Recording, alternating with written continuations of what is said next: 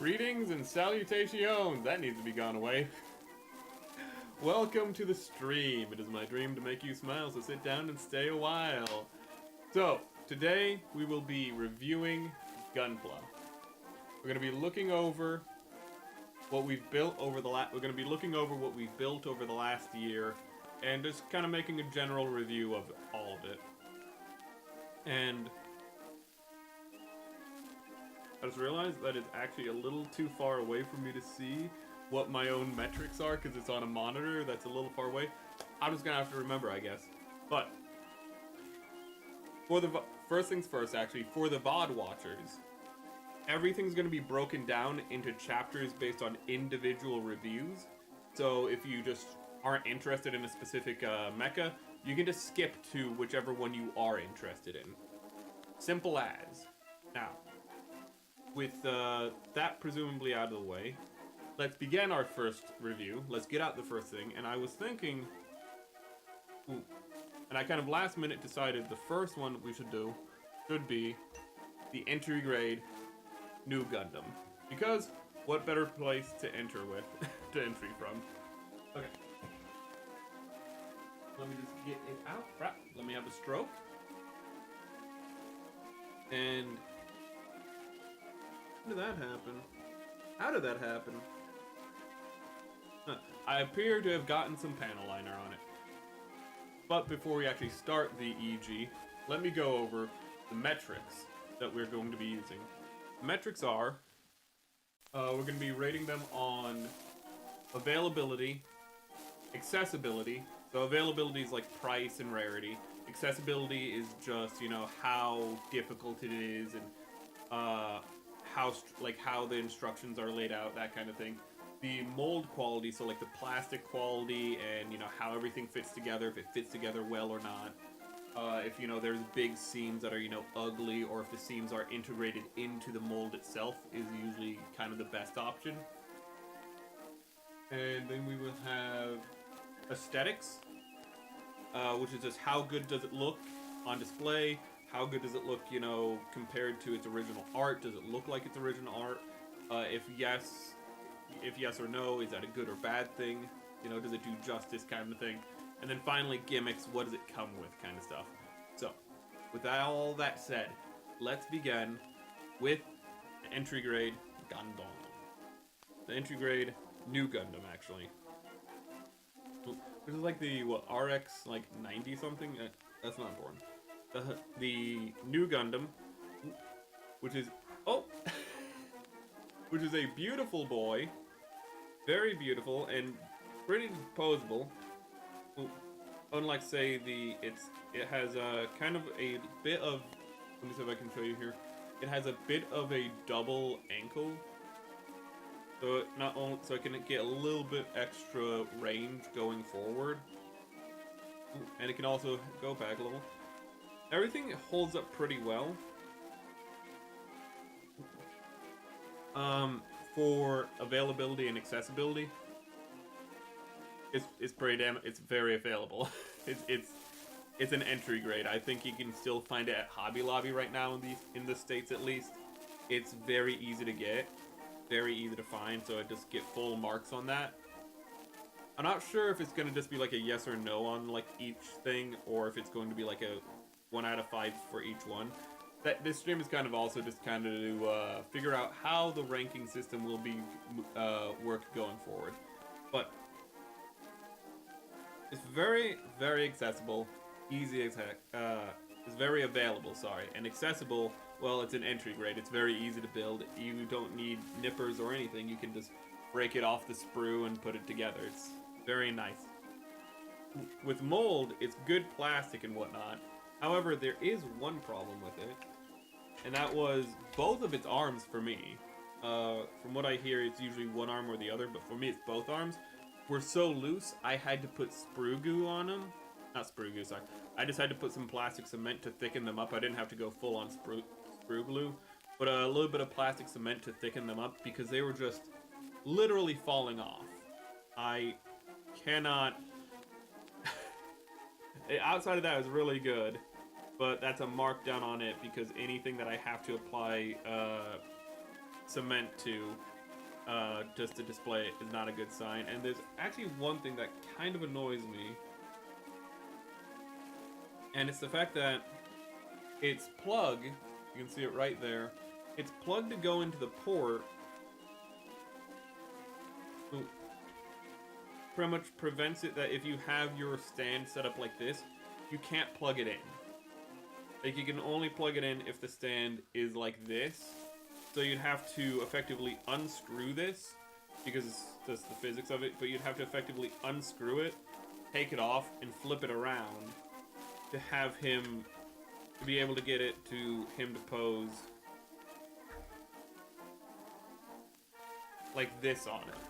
Like this on it, because it cannot get past the skirt. And that's really, really annoying.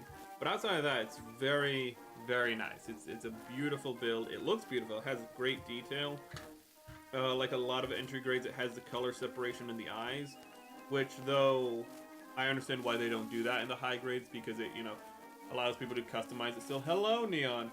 Kicks down door, just got here. What did you miss? Pretty much you've missed very little, actually. We're just started on the, we're still on our first guy. We're still talking about him. Ooh. But, yeah, don't worry. We literally started, like, not too long ago. We're pretty clean right now. But, has color separation in the eyes built in, which for entry grades I appreciate, because, you know, stops all the sticker thing. It means that it's a little harder to customize him if you want to do that, but entry grades aren't really there for customization. Ooh. And I think the last thing is it gimmicks? Yeah.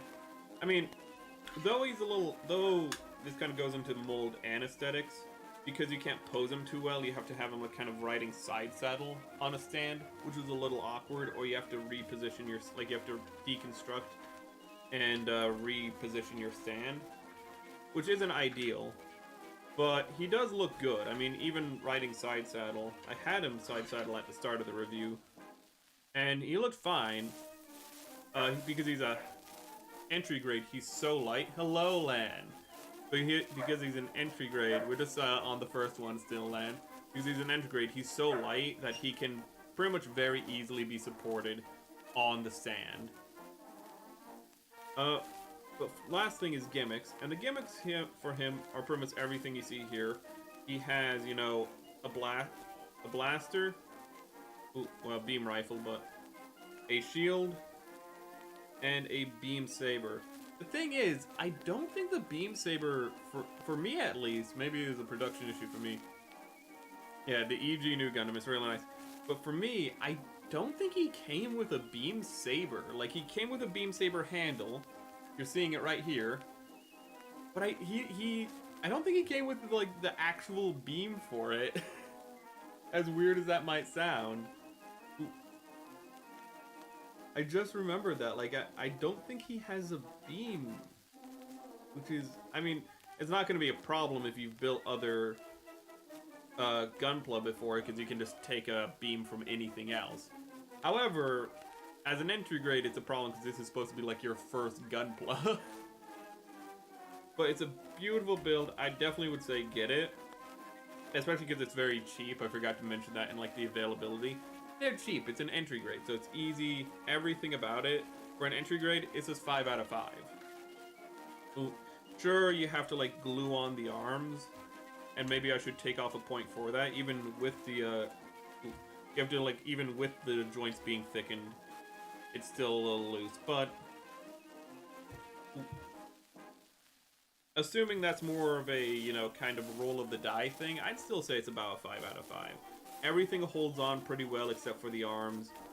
And it's a pretty good introduction into Gunpla as a whole. It's very nice. And it's a very good start for us for this stream. Okay. Even if you are somebody who's built plenty of Gunpla before, I'd say it's worth it. It's worth it to build just because it's something you can do on the side, and it still looks good. The biggest thing I'd say about it is it still looks good when you put it next to other Gunpla. Actually I was going to say next year. This year I'm going to probably be building the high grade Nu Gundam, which is over a decade old, and I'm going to be honest with you, I would not be surprised if the entry grade looks better on display than the high grade. Now, the next one, the Dilanza.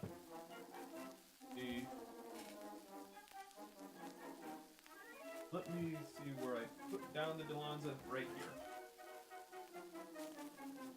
Okay. The Dilanza's missing the back of one of its hands. That's my bad. No one else's. Ooh. But we have the Dilanza. So, the Dilanza from Witch from Mercury is a Zaku-like. It's pretty much Zaku-like if it was a big bad Beetleborg. Very nice. I really, really like it. It has kind of these weird hooves going on with its feet, but it has a toe bend, which is always appreciated, so that way, because any toe bend at all means you can more easily put your Gunpla into a walking position than just having it be flat-footed all the time. So anything with a toe bend is automatically extra points for me. It has a lot of area that you could customize on it that you should probably paint and whatnot. But at the same time, these areas are so big and so deep in like their recesses that it's okay if you don't, because there'll just be natural shading on, say, like these, I'm gonna assume they're verniers. On these verniers or heat sinks, probably verniers, because usually there's verniers right here and other things, but like for all of these pits on it are so deep and big that the lighting will just naturally contrast them. So it's not the biggest deal. It's not one of these things where like if you don't do it, it's just going to look flat. Like the mold is going to look flat, which is a mold that we're going to get to later. But if you do, it's also very easy because again, they're very big pieces. But availability, right now the availability seems pretty good. But with anything like this, anything that's a limited time run, the availability is going to be really up because this is a Witch from Mercury set. So in 3 years, the availability is going to be through the floor. But right now, in recording, availability is still pretty fine. I think I still see them every now and then at Hobby Lobbies. Though typically right now it's actually the mass production version of it, but usually I see it every now and then too. So availability, pretty good. Price is also typically pretty good because again, it's Witch for Mercury still fairly recent. Construction, accessibility, again, very good. There's no polycaps in it, which is always a plus. All the friction joints seem to hold up pretty well. One thing that you will learn if you build entry grades, especially, is that friction joints can very often kind of degrade with time. Now they're easier to repair than polycaps, but it's a little annoying that, you know, you can pick up a mech and it'll be, you know, loose when you first built it. It's like, everything here, still pretty tight. Actually, you can't hear it, but there's a little bit of a squeak in the knee. So, pretty good build. He comes with accessibility. The mold itself is fairly good. There's some pretty, they kind of, I do have to kind of make note of the fact that I don't know if you can really see it too well in chat, but we do have these big seams right down the middle of the leg. Now at distance, which is how you're going to be viewing it most of the time, you're not going to be seeing that, and it is pretty flush. However, if they reprint it down the road, I couldn't speak for how that quality is. So if you're watching this years from now, maybe it won't be so good. Because a lot of times when molds get older and they get reprinted enough, seams like this really become a problem, and these are massive seams. So I definitely be careful of that. The color separation is pretty good overall. You have these little patches of purple that I really like in the chest, the back vernier, and the visor. I also really like, can I take this out of his hand? Yeah. I really like the beam saber. We'll get to that for gimmicks. But save that for gimmicks though. Aesthetics, though it has those big seams, it looks pretty good. I kind of said earlier how, like, even though anything that doesn't have color separation in it already is so deep and large and prominent that it kind of just already sets itself out. Like the, I'm gonna assume they're Vulcans, but the chest cannons, you know, are visible pretty easily even at a distance. I held it up at a distance for myself. Everything has natural shading effectively. It's all pretty good. I'm gonna be honest with you. Has a few stickers. The visor sticker and the shoulder sticker.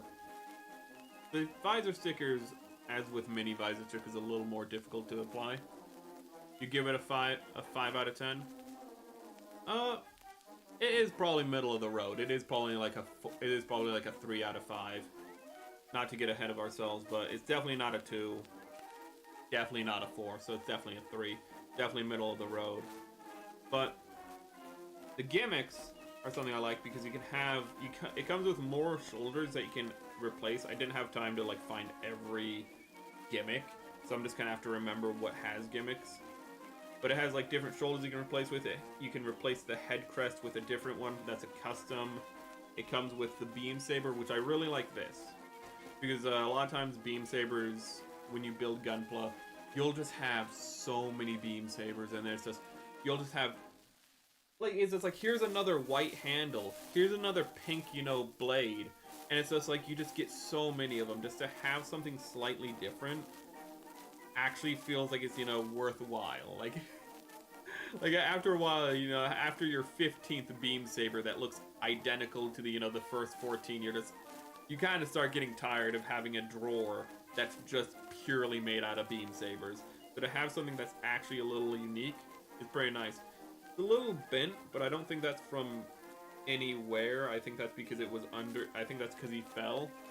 So it's a little, the blade is a little bent, but I think that's just because he fell. That's my bad, not the model's fault. And he also comes with a very big axe.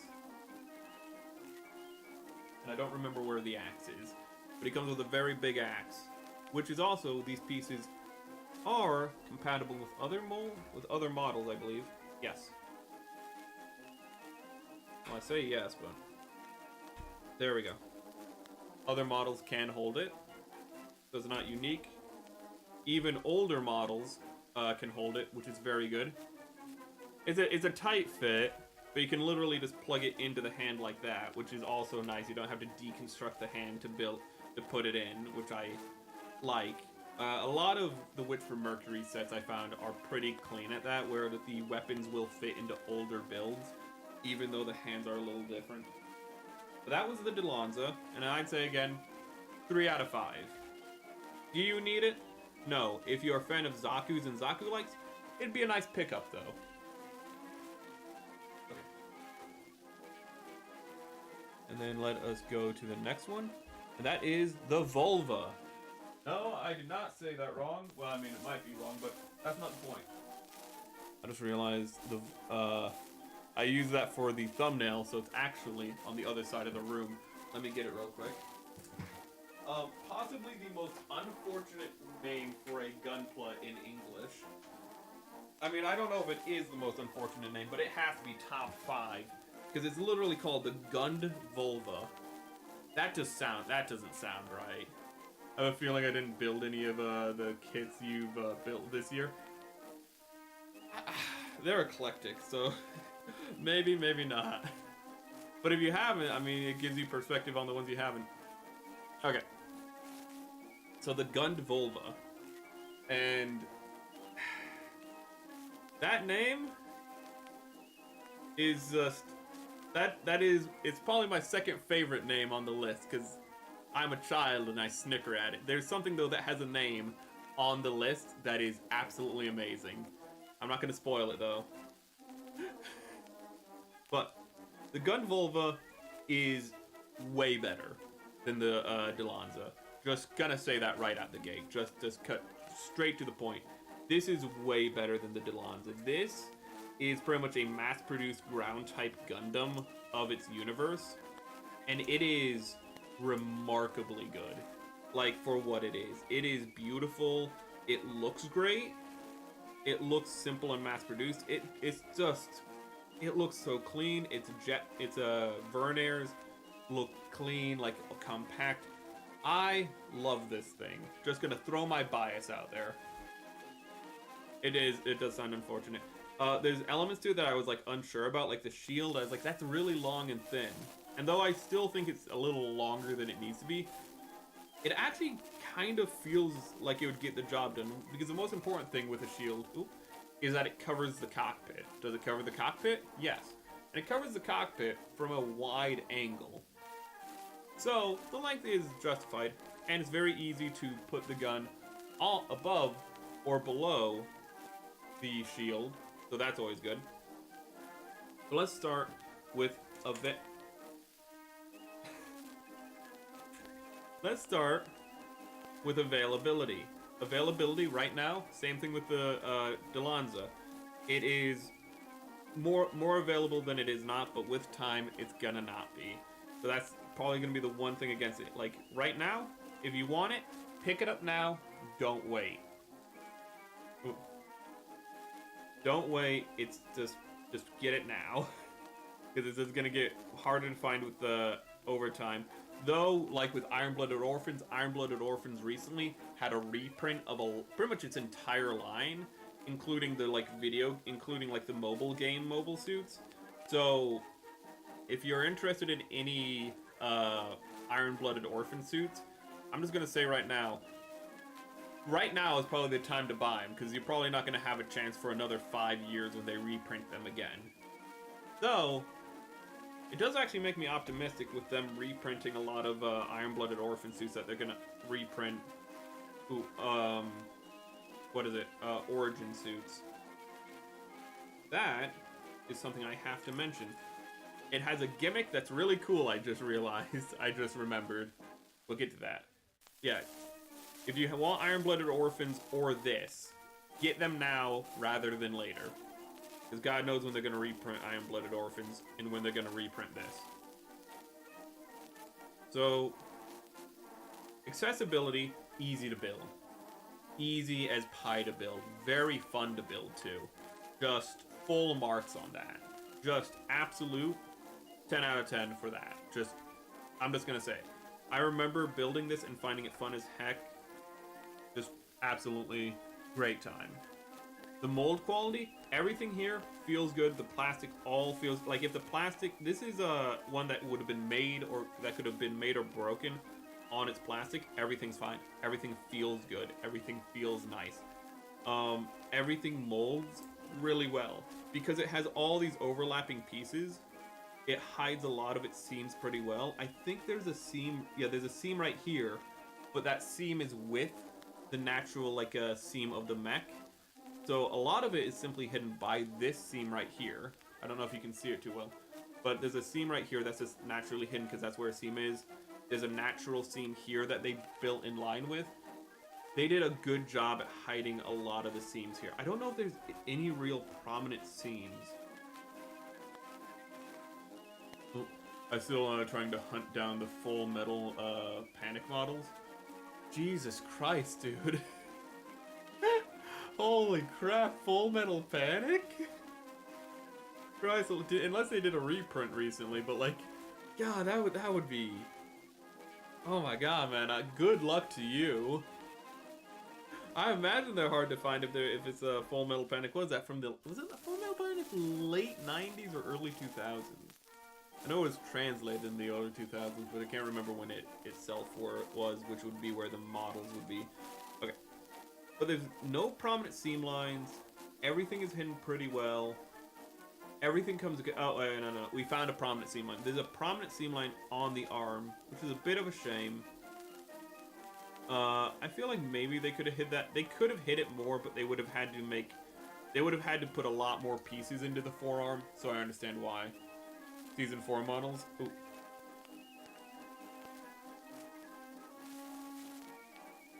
Okay.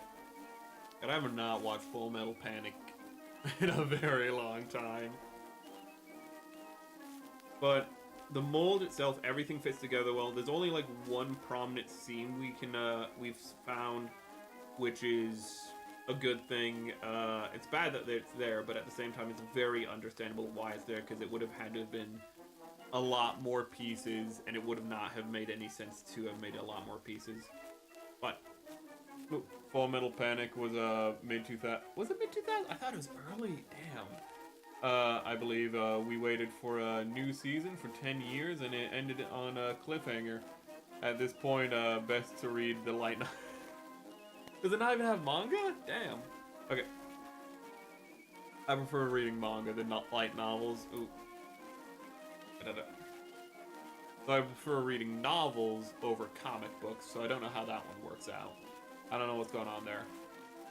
Okay, and Full Metal Panic, Fumofu is the best season, if in your opinion. It's a Comet of Gold.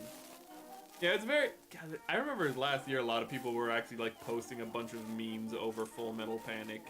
I do remember that. There were a lot of like people like reposting memes for some reason. It's like from like season 1 and 2 or something, of all things. Ooh. Okay. So we've gone over the mold. And okay, aesthetics. I feel like we covered this with the mold. It looks beautiful. I like its butt verniers. I like how it feels maneuverable, but not necessarily fast. Like it just has a great personality to it. There's stickers on it, but not a lot. There's like a sticker here and a sticker here that's under. Actually, I love the fact that the stickers are under clear plastic, because you don't ever have to worry about the stickers, you know, running off. Now, mind you, you kind of have to make sure you get them aligned correctly the first time, but outside of that, pretty peak, not gonna lie. But also, I kind of like how normally I hate the nubbins on the end of V-fins, or I guess this is twin fins here because they're not connected. But I actually kind of like them here for some reason. They look nice. They look almost retro on this one. It makes them look like an alien from like a 1950s movie. It's great. Also, the flat face, or sorry, the undetailed face, also just great for that mass production feel. But let's get on to the gimmicks. And I don't remember if it came with a beam saber, so we're just gonna have to say the shield, which is a nice shield. I don't know if it's compatible with other things. It looks like it kind of only goes with him, so, or her. I don't know. As the name Volva, I don't know if it'd be appropriate or inappropriate to call it a her. But I think the Gunvolva pretty solid. But I don't. Well, I could probably go with other Witch from Mercury. Hold on, let me see here. No. Okay, so it looks like the shield is kind of stuck with it, but this gun. I want to talk about this gun real quick, because while taking it off, I realized you can take off the magazine, chat. That's peak. So many Gunpla, you cannot take out the magazine. And they just decided here for some reason, you can. Not only that, but there's a nubbin on the magazine where you can literally put the magazine in one of its hands, so it can literally be holding a magazine to reload. That's amazing. I'm gonna be honest with you. This is, at least for me personally, a 5 out of 5. Everything about this is great. It has a funny name. It looks amazing. It has, though not a lot of gimmicks, it has one thing you want in all Gunpla, and that's just having having a magazine that you can take off. It's just nice. Can he hold the beam saber? He can hold the beam saber. He looks pretty cool with the beam saber in his hand. His hand fell off. That's because I was holding his hand at a weird angle.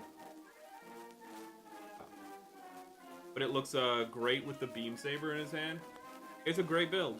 It's a great build. I would recommend it if you see it in a store and you're a fan of, you know, Gundam likes, or if you're a fan of Gundam likes, if you're a fan of the Witch from Mercury art style, get it. It's a great build. Just complete recommend. Great build.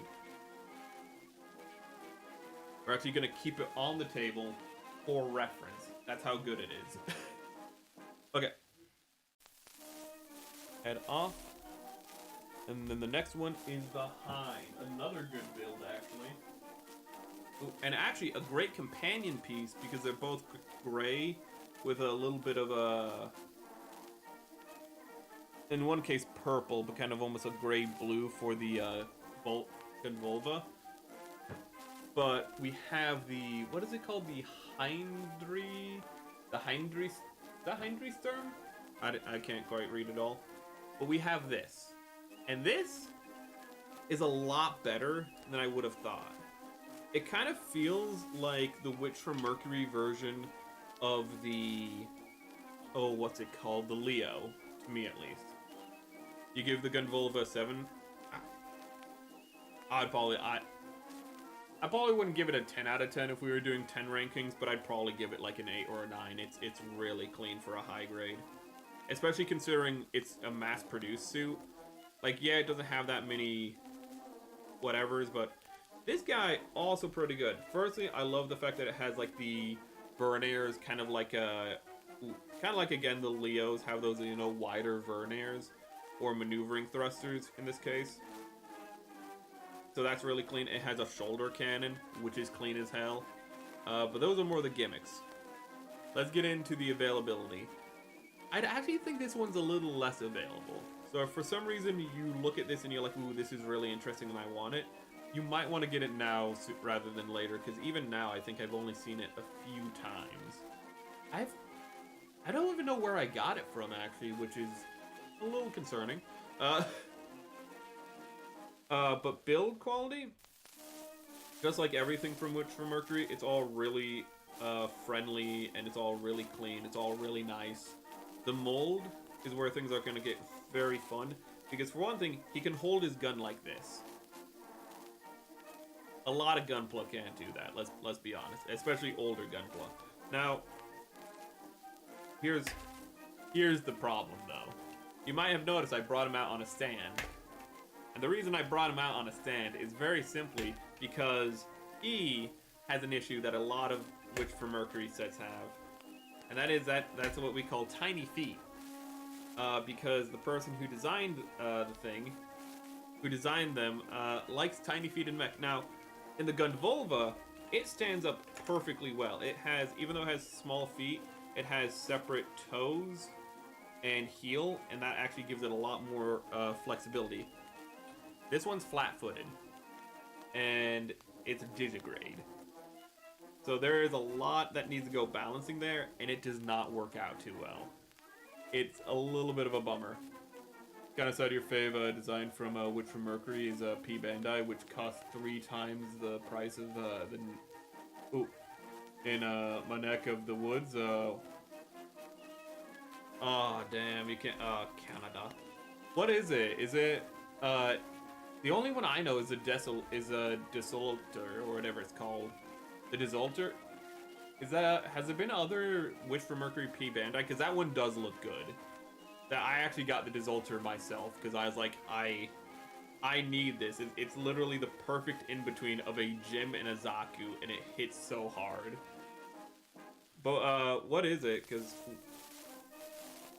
I'm not familiar with any besides that right now, but I haven't really been keeping up with P Bandai until recently.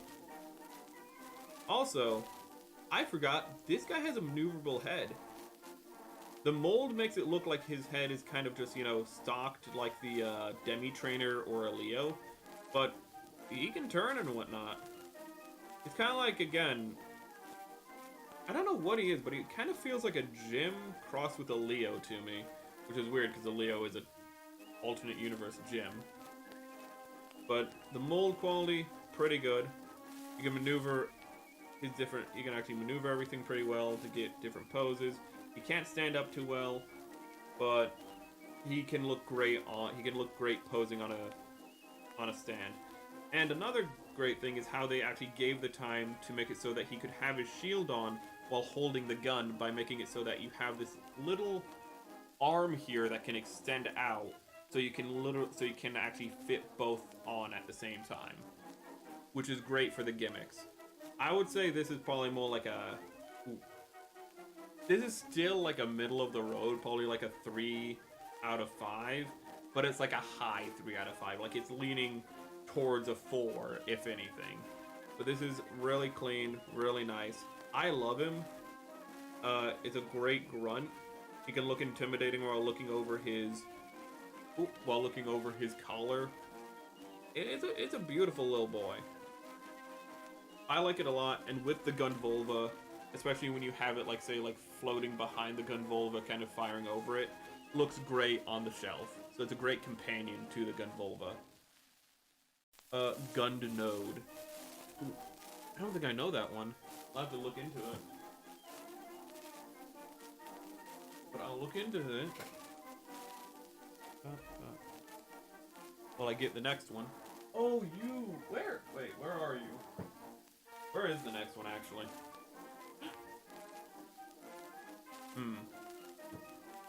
This is one that I actually almost forgot to put on the list.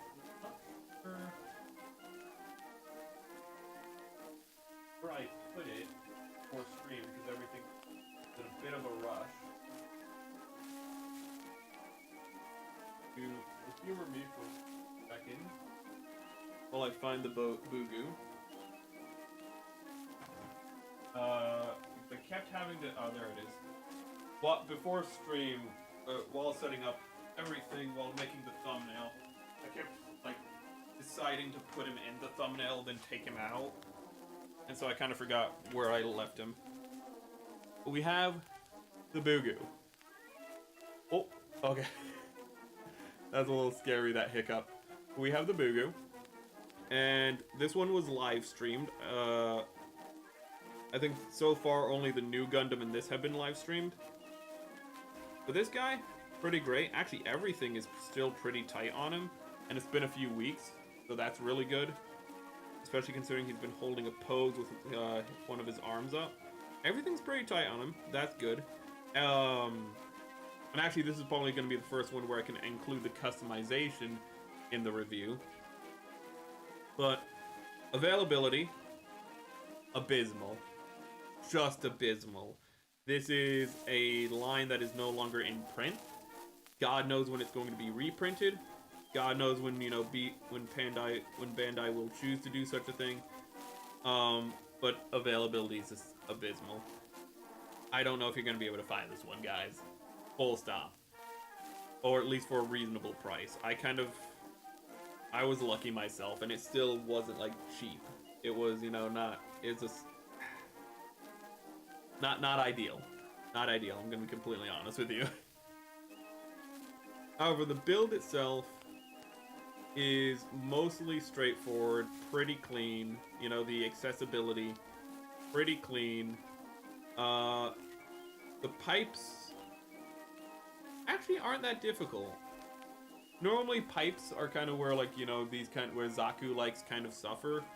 But all the pipes were pretty easy to implement. None of them were, you know, all that finicky. I thought the shoulders would be finicky. They weren't. And actually the customization really makes the pipes pop. Because you get those you get those recesses darkened. And I think he looked pretty good actually customized. Just, you know, a little bit of panel liner. It was, I believe, I think I used Prussian blue, Vallejo Prussian blue to kind of, get his recesses and panel lining, and it turned out amazing. That nice dark purple. It's called Prussian blue, but it looks purple. Just looks amazing on him. He comes with a lot of stickers. I did not bother. That's for the completionist. I'm not doing that. But I built this guy on stream. Beautiful little boy. The mold is great. Everything's holding up. He is flat-footed, which is a shame, because I feel like at this point, Bandai could do non-flat-footed, but what are you gonna do about it? And aesthetics, beautiful. Absolute looks great. Looks great. Can pose pretty well for what he is. When I pose him, put his foot up and have him standing on like a little rock, and he looks amazing. Ooh, especially because the little rock is gray, so it looks like he's standing on a moon rock or something. Looks like he's standing in space. Absolutely peak. And for gimmicks, if I remember correctly, I think this is all he comes with. He comes with I haven't been mentioning hands, but it's kind of too late to be remembering what hands things have. But for gimmicks, he has just this gun. It can do this. Wowie. And it has this shield. Overall, I'd say probably another 3 out of 10. Even though I really love him, he's really good, he's beautiful. Even though it's really nice and everything, because of that availability, I don't feel like I should, like, put him much higher. If it was just a normal UC, he'd definitely be a 4 out of 10, but because it's not the most available thing, I don't want to be like, oh yeah, this is something you need to have, because this is something you can't get. Which is, again, the really annoying thing of these semi-limited runs. Ooh. That's the Bugu. Did I say 3 out of 10? I meant to say 3 out of 5. My apologies. Everything is out of 5. The Volva was, you know, 5 out of 5 for me personally. Probably more of a 4 out of 5, more objectively. The Hein was 3 out of 5. And the entry grade was, I think, 5 out of 5. Or was it 4 out of 5? I don't know. High ranks. And I got up before looking into what the next thing I'm supposed to pull out is. It is another... It is the Char, and we're going to leave this guy on screen. Do a direct comparison. And Char is up in the same place. Don't have a stroke, don't have a stroke, don't have a stroke, don't have a stroke, don't have a stroke, don't have a stroke. How are you reading my mouth right now? How is that possible? We have the Char Zaku. I believe this is one of the last molds in the line. There's so many Char Zakus, but I believe this is the last Char Zaku of the origin line. Pretty good. He comes with a lot of stuff, but we'll get to that later. There is, well, availability. Actually, right now, his availability isn't too bad. In the long term, it's going to be like this guy. It's going to be impossible to find him. Right now, you might still be able to find Hobby Lobbies that still have him in stock. You might, maybe, possibly. But once that well runs dry, you're boned.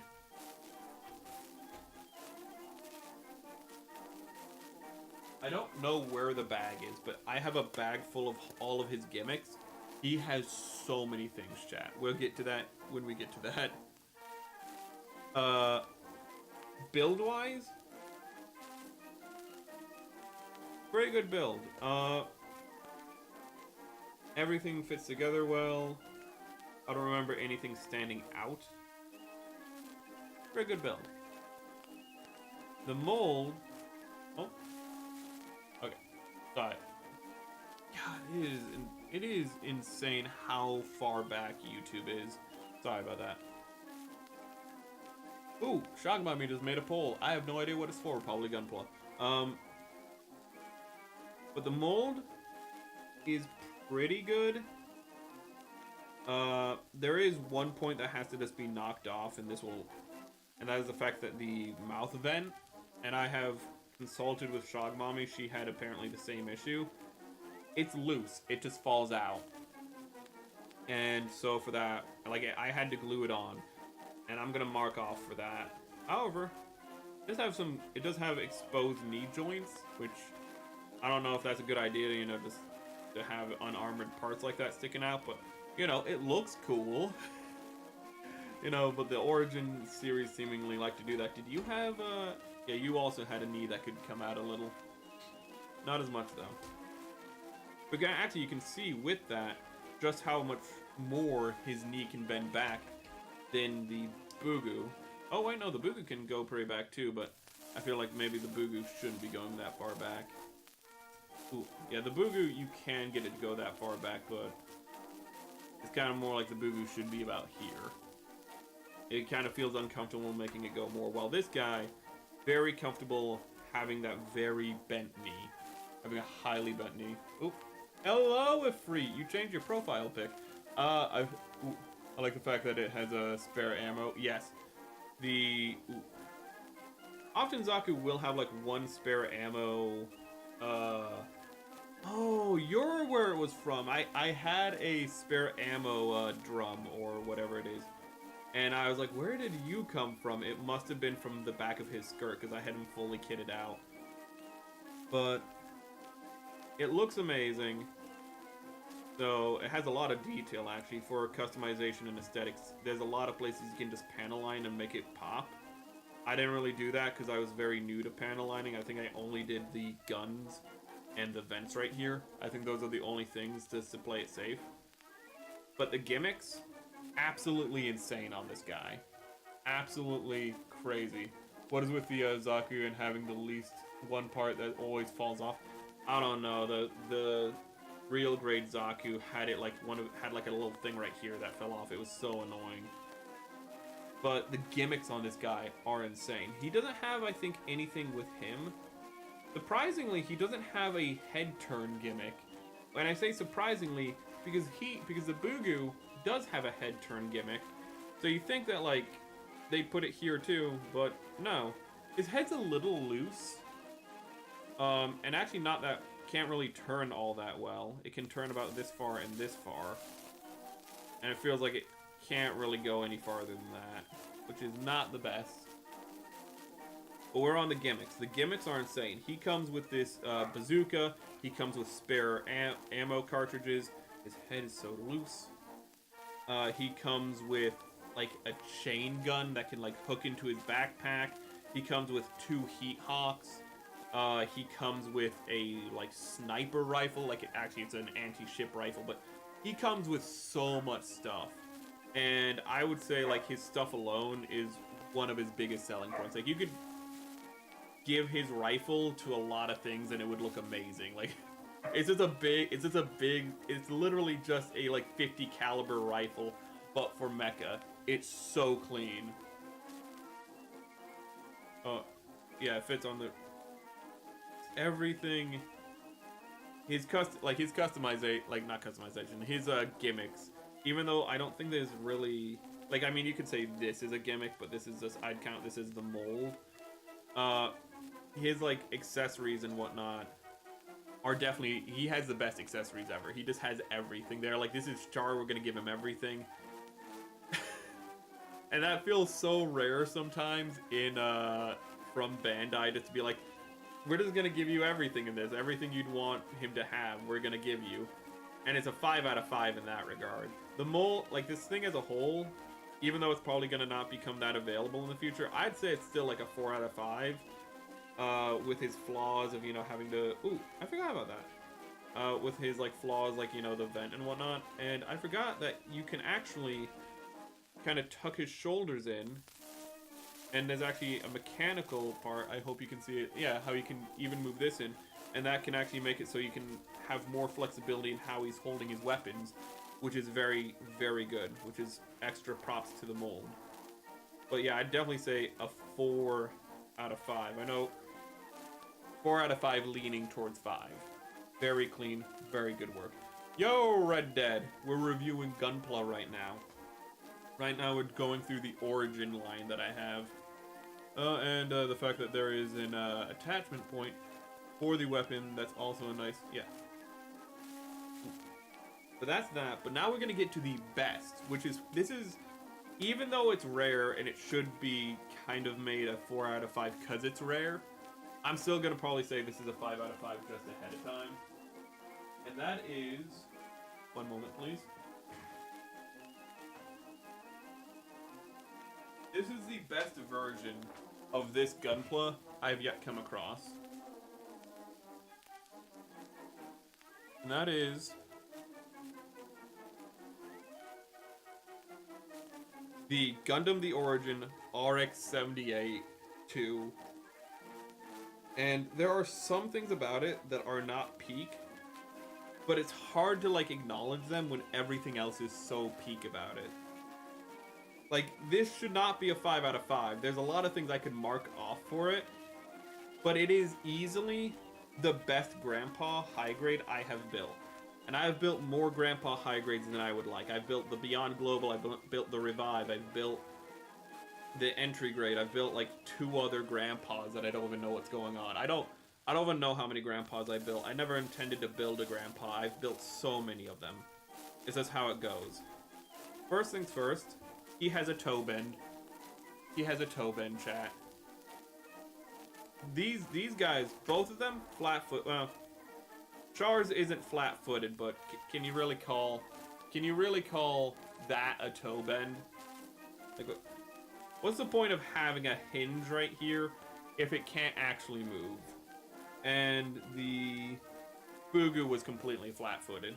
But that's a really good toe bend. You can get him into really good walking positions. The proportions feel right. It feels a little long in the torso. Feels a little human-like in his proportions than, you know, those long-legged mecha. But he still looks correct, is a important thing. He has a shoulder cannon, and I am a sucker for shoulder cannons. I am a complete simp for shoulder cannons. I love shoulder cannons. It can go back and forth, and that counts as a gimmick because you can take off his backpack and give it to other things. That's very good. His shield is... I feel like the shields can be very hit or miss with grandpas. They can either...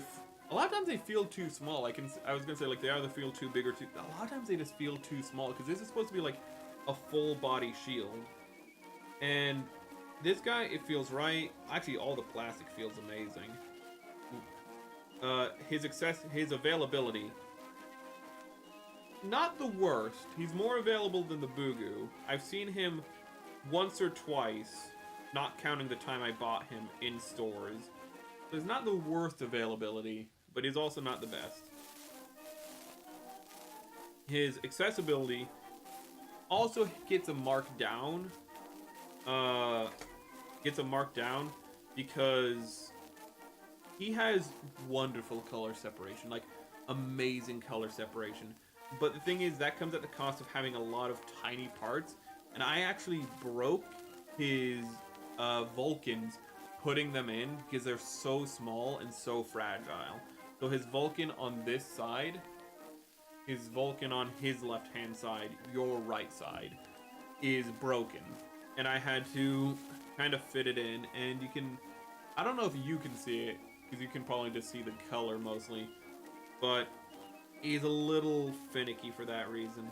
He has so much going on. He has so many gimmicks. His shoulder attachments can be switched out for like various things. Like I think he can also have I think he can have even with his shoulder cannon. I think he can have like shoulder Vulcans. Okay, well that's not the best sign for him. That just fell off. Ooh. Still the best grandpa I think I've built on a high grade. Oh my, everything's coming apart. Everything's coming apart on him, which is weird because I've handled him so many times and this has not happened. The shoulder cannon is a little loose, I will admit that. Ooh.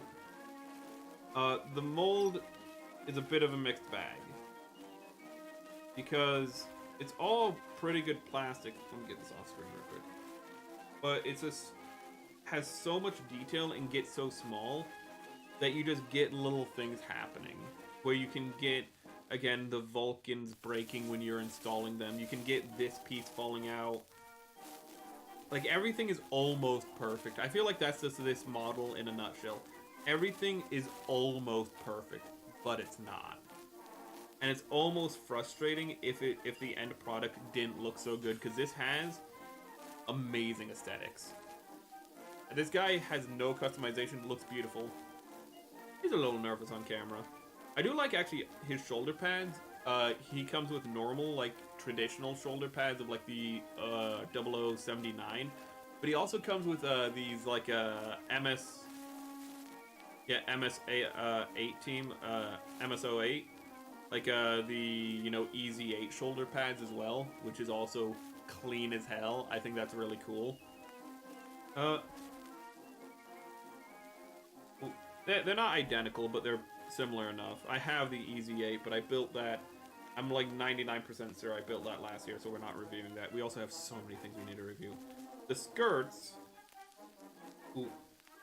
I think I had to cut them apart, and they are very loose.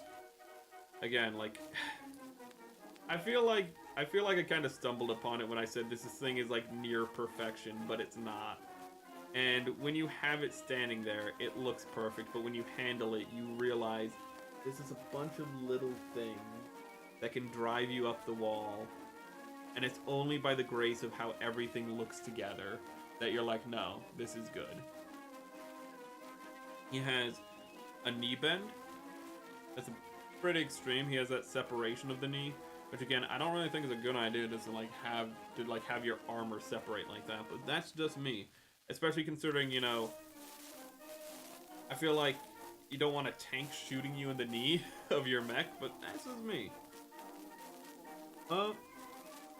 And gimmicks. This guy came with quite a few gimmicks. So we're gonna count the backpack as a gimmick. Also, even the beam saber is loose. But he has a nice backpack that you can have, you know, just a traditional Gundam backpack, or have it with a shoulder cannon. He has the beam rifle. He has the shield. He has, you know, beam saber.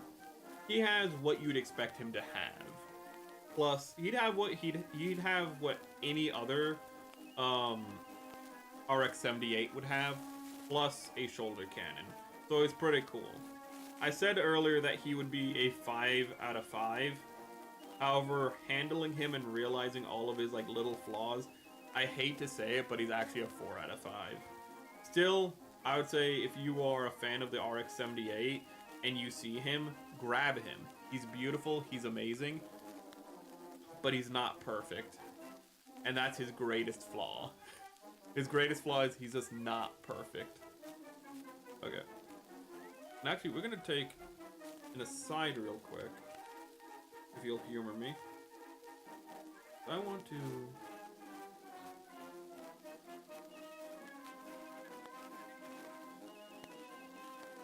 Oh, dang. That's what the gun node is. The gun node does look good. I'm sorry that that's... I'm sorry to hear that that's Bandai. I was actually looking at the Witch from Mercury line earlier today to get the pictures for the Witch from Mercury ones that we did. And I was kind of like confused by what they chose to make models.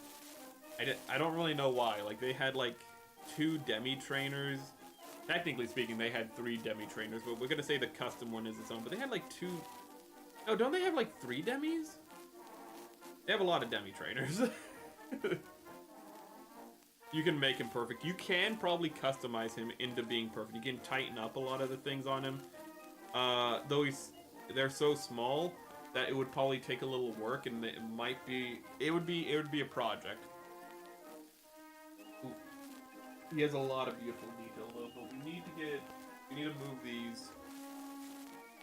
And we're gonna put up, oh my god. No. What is going on? There we go. We're going to get out my favorite named one of all the things we have. I adore this boy's name.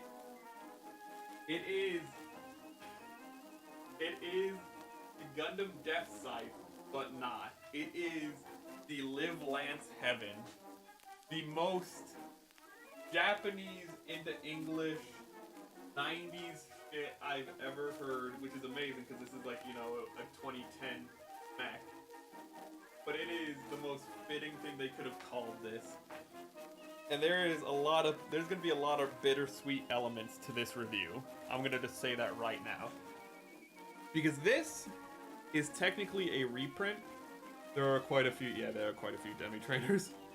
But this is technically a partial reprint of the Gundam Deathscythe Hell. And I love the Gundam Deathscythe Hell. It is, in my opinion, aesthetically the best Gundam in Gundam Wing. And it's P Bandai. The normal Deathscythe is not P Bandai, but the Deathscythe Hell is P Bandai.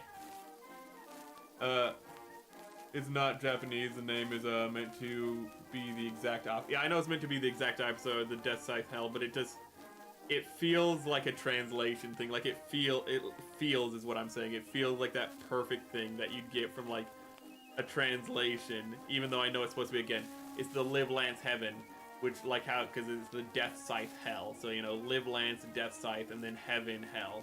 I know that it's just a hilarious name because of it. It's just so funny of a name. I am aware of that. Ooh. Yeah, I also want, you know, because I mean my whole for obvious reasons, I also want the Maxter, which is all from a G fighter. That's also P Bandai.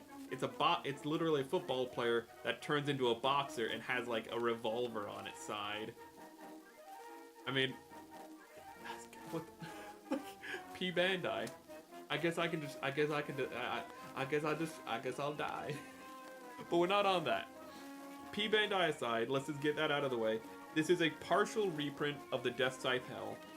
And actually, it's fitting that I have this because I have another one of these still in a box because I want to try customizing it because it has so much, it's such a blank canvas that I would love to customize it to make like the inner wings and whatnot, like stars and stripes like the American flag, and just literally make this guy just like the most American mech ever. Just make him look like the American flag, gaudy as hell.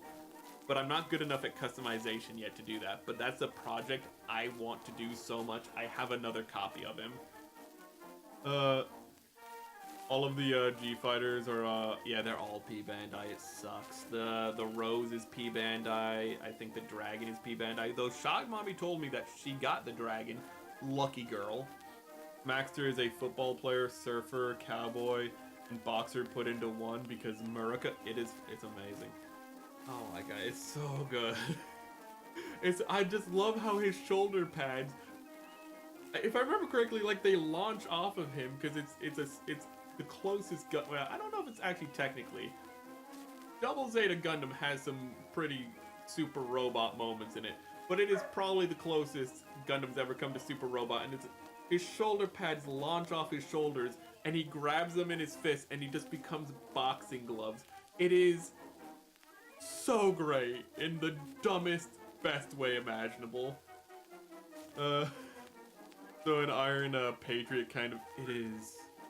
Oh yeah, Iron, yeah, just the gaudiest thing you can imagine. One idea for the customization is to have beam cannons inside the cloak, so that you can fire. Oh my god, that'd be clean as hell. But let's talk about himself. He's tiny. We have to first address this. He is tiny, chat. He is tiny. Well, that doesn't.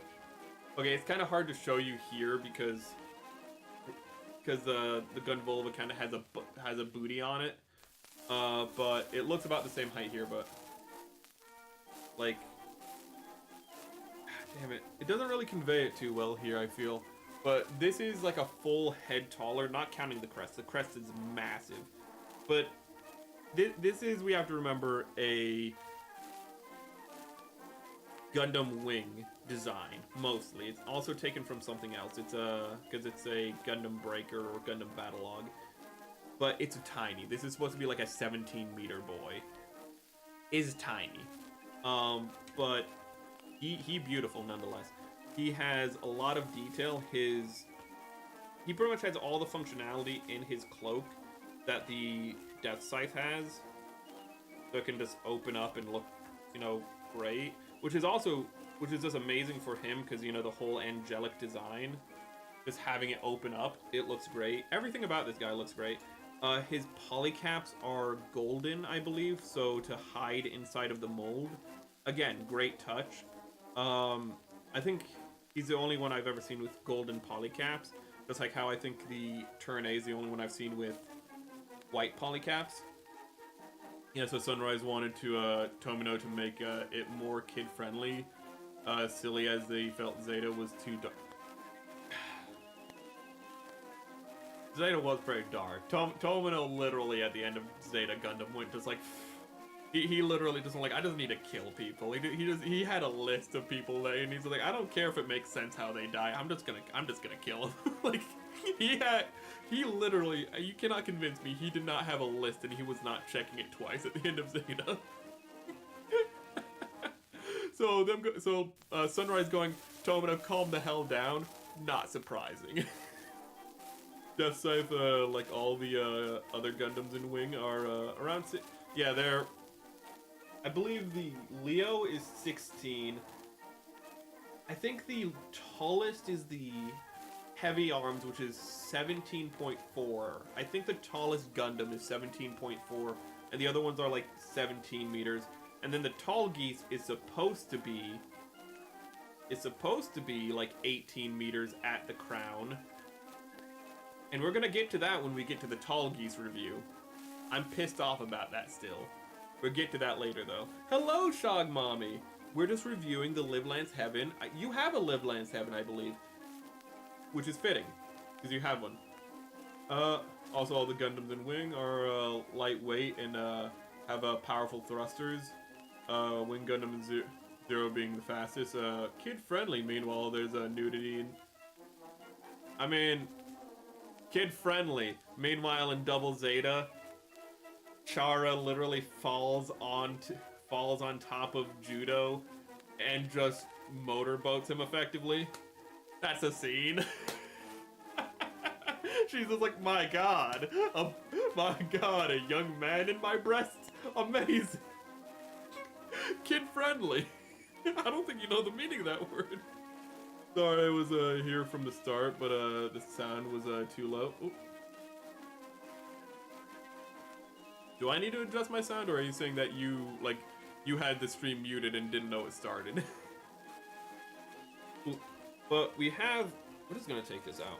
But let's actually get through this. Availability is pretty good. I've seen it in stores multiple times. Not great. It's probably like a 3 out of 5. We've either been saying things that have been or haven't been. It's moderate accessibility right now, at least. Your stream sound was... Okay. It's moderate accessibility. Sorry, availability. I need to name these something different because availability and accessibility are too close together. I thought I'd keep them separate. I cannot. But accessibility, it's a really fun build. It's a really cool build. Everything actually holds up pretty well for this guy having so much weight on his shoulders, literally. You've seen Zero? I've seen him at Hobby Lobby several times, so maybe it's regional.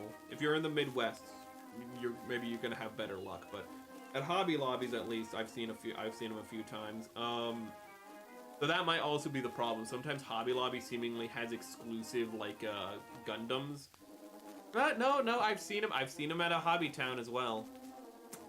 So I've seen him once at a Hobby Town that, you know, was like, then again, that was like several hundred miles away. Maybe that's not a good reference point either. Ooh. But, so it seems that's gonna vary on, availability, sadly. So that's kind of true for all battle logs or, and Gundam breakers. Accessibility, fun to build, as I said. The mold, pretty good, actually. Everything fits together. Do we have any seam lines? We have a hidden seam line. We have a natural seam line, which is good. These shoulders have seam lines, which I don't think I can show off on camera very well. But they're pretty clean. Everything about the mold is fairly clean. There's a lot of recesses to do panel liner, so I feel like you'd want to get gray panel liner for this guy because black would probably stand out too much in a bad way. Comet has a tendency... Is the Tallgeese only 17? I thought the Tallgeese was a full 18. Well, let me tell you right now, either way, the real grade got it wrong. The real grade made it the same height as a Leo, and it is not the same height as a Leo. We're gonna get to that.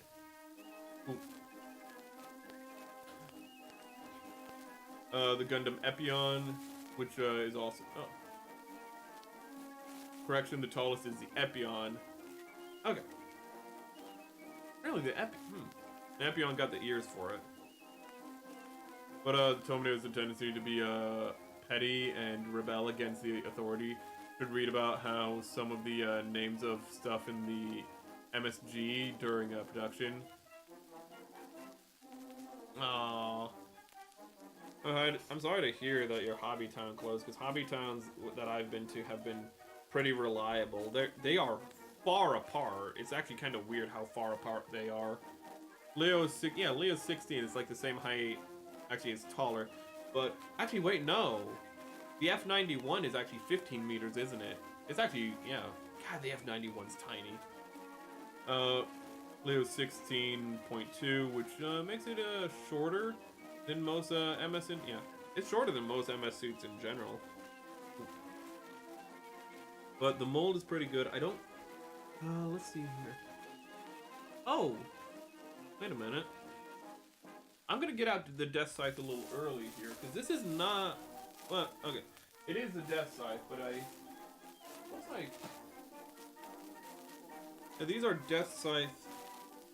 Are these even Deathscythe Hell legs, or are these as normal Deathscythe legs? Does the Deathscythe Hell have the same legs as the Deathscythe, outside of the knees? Well, this is effectively just the Deathscythe's legs. I think it has the Deathscythe's legs, the Deathscythe's this. I think the torso and arms are of a different, and of course the head is of different mold, but it's like half and half. F90s are short. Yeah, F90s are short as hell. Yeah, they are tiny. So you have those ones in Unicorn, which are like the mini mobile suits that are 8 meters max that turn into tanks. Those ones are insane. Ooh. Meanwhile, the tallest Gundam in Wing is the Heindree Gundam. It's from a side. I was about to say Heindree Gundam from a side story, which is that is like Char's that is post Char's counterattack big. Holy crap. Okay. And aesthetics are beautiful. We need to get through this. And gimmicks are actually kind of interesting because he comes with a, what is it, the Sinanju? This is a piece from the Sinanju made sparkly and starry, and it comes with all of the plastic for the Sinanju.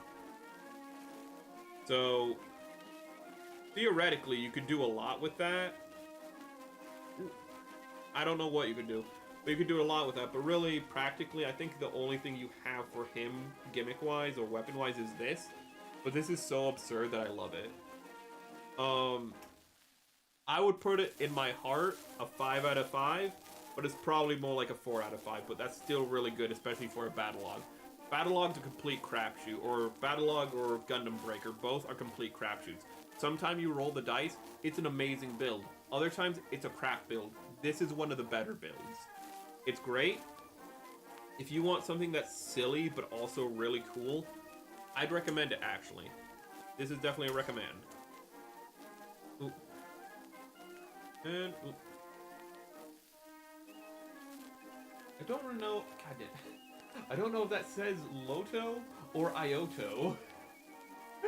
I hate that fact that oh, I found the axe. I don't know where to put this guy now.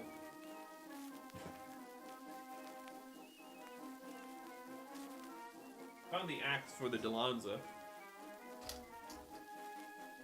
It's actually a pretty damn big axe. But what is the next thing we're gonna get out? Yeah, I gave a ranking for that one. The next one is the Psycho Gundam. I don't think this is gonna fit on screen. I'm gonna be completely honest with you. I'm Lodo, thank you. Thank you very much for the clarification. The Nu Gundam and the Sazabi are shorter than the Heidi. Yeah, they're both. I think the Nu Gundam. I think either of them are just like. I don't think either of them break 23 meters. I think the Sazabi tops out at 23. I think for thematic reasons, I think the Nu Gundam is slightly shorter. That way, the big bad guys, slightly bigger and more intimidating. I think, yeah.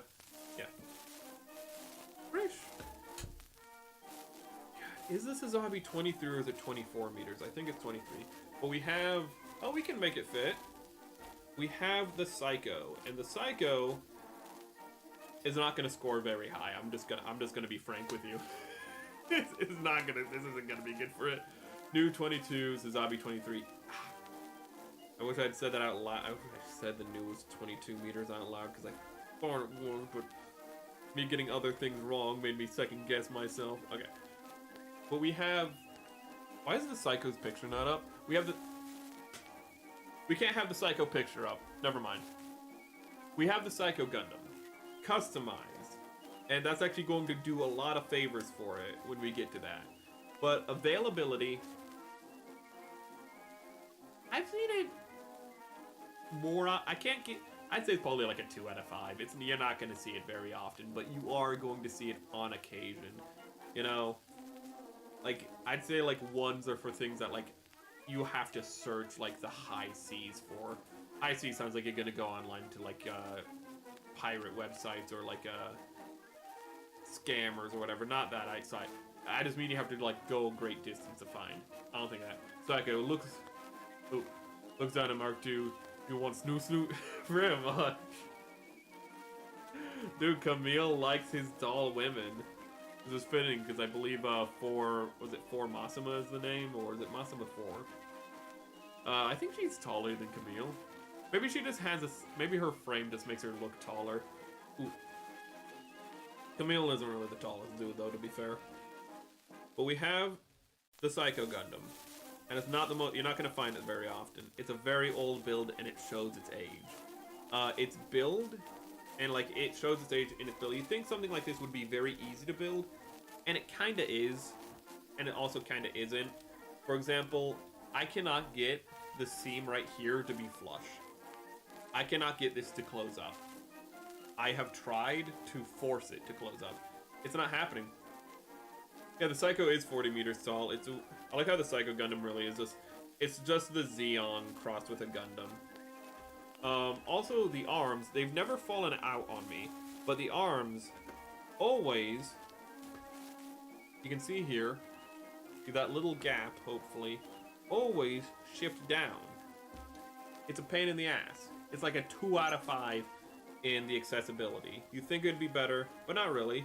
Because even though it's really big, it doesn't really have great color separation. Like, you have to put stickers or paint here. I never even bothered painting it here. I keep forgetting. The only redeemable fact is that you can easily customize it. So I gave it like a Masuma's new type aura is like blue, so I gave it a blue aura, you know, in its panel lining because I thought that would look good, and I think it does.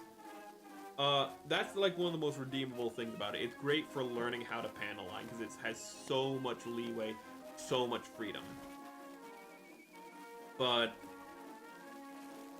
outside of that, like, I'd still say it's like a 2 out of 5. Like, it's not the best. And then for the mold quality, again, you think something old like this would do better? It doesn't. It feels as old as it is, and that's a bad thing. Like, it's not as bad as, say, like the Nu Gundam. It's a Hi Nu Gundam high grade, because nothing's really that bad, nothing's that awful. We'll get to that, trust me. But it is not the best. Like, I feel like the only redeemable thing is like it's so big that the plastic can be thick enough where you're not afraid of it breaking. Like, this is not a great build. Like, this is, I'm just gonna say now, a build that's gonna be like only get if you find it necessary. This is definitely gonna be a skip it build. And then the aesthetics,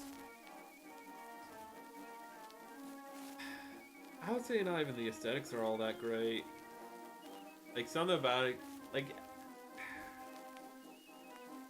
I'm gonna say its aesthetics are okay. Its aesthetics are like a 3 out of 5. They're okay. There's like no color separation at all on it. So you're gonna have to do all the work. Like these, I haven't even finished, but like all of these, I can't remember if they're Verners or more scatter cannons. I can't remember. Scatter beam rifle cannons, whatever the hell they're called. But you're gonna have to do a lot of work on it. So out of the box, it's gonna look very flat. I mean, like these vents, again, just black. It's very flat. It's gonna look very flat out of the gate. Destroy Gundam is shorter in terms of head height, but yeah, the overall head height. The Destroy Gundam. What if we took the Psycho Gundam and combined it with the Big Zam? It's an option, I suppose.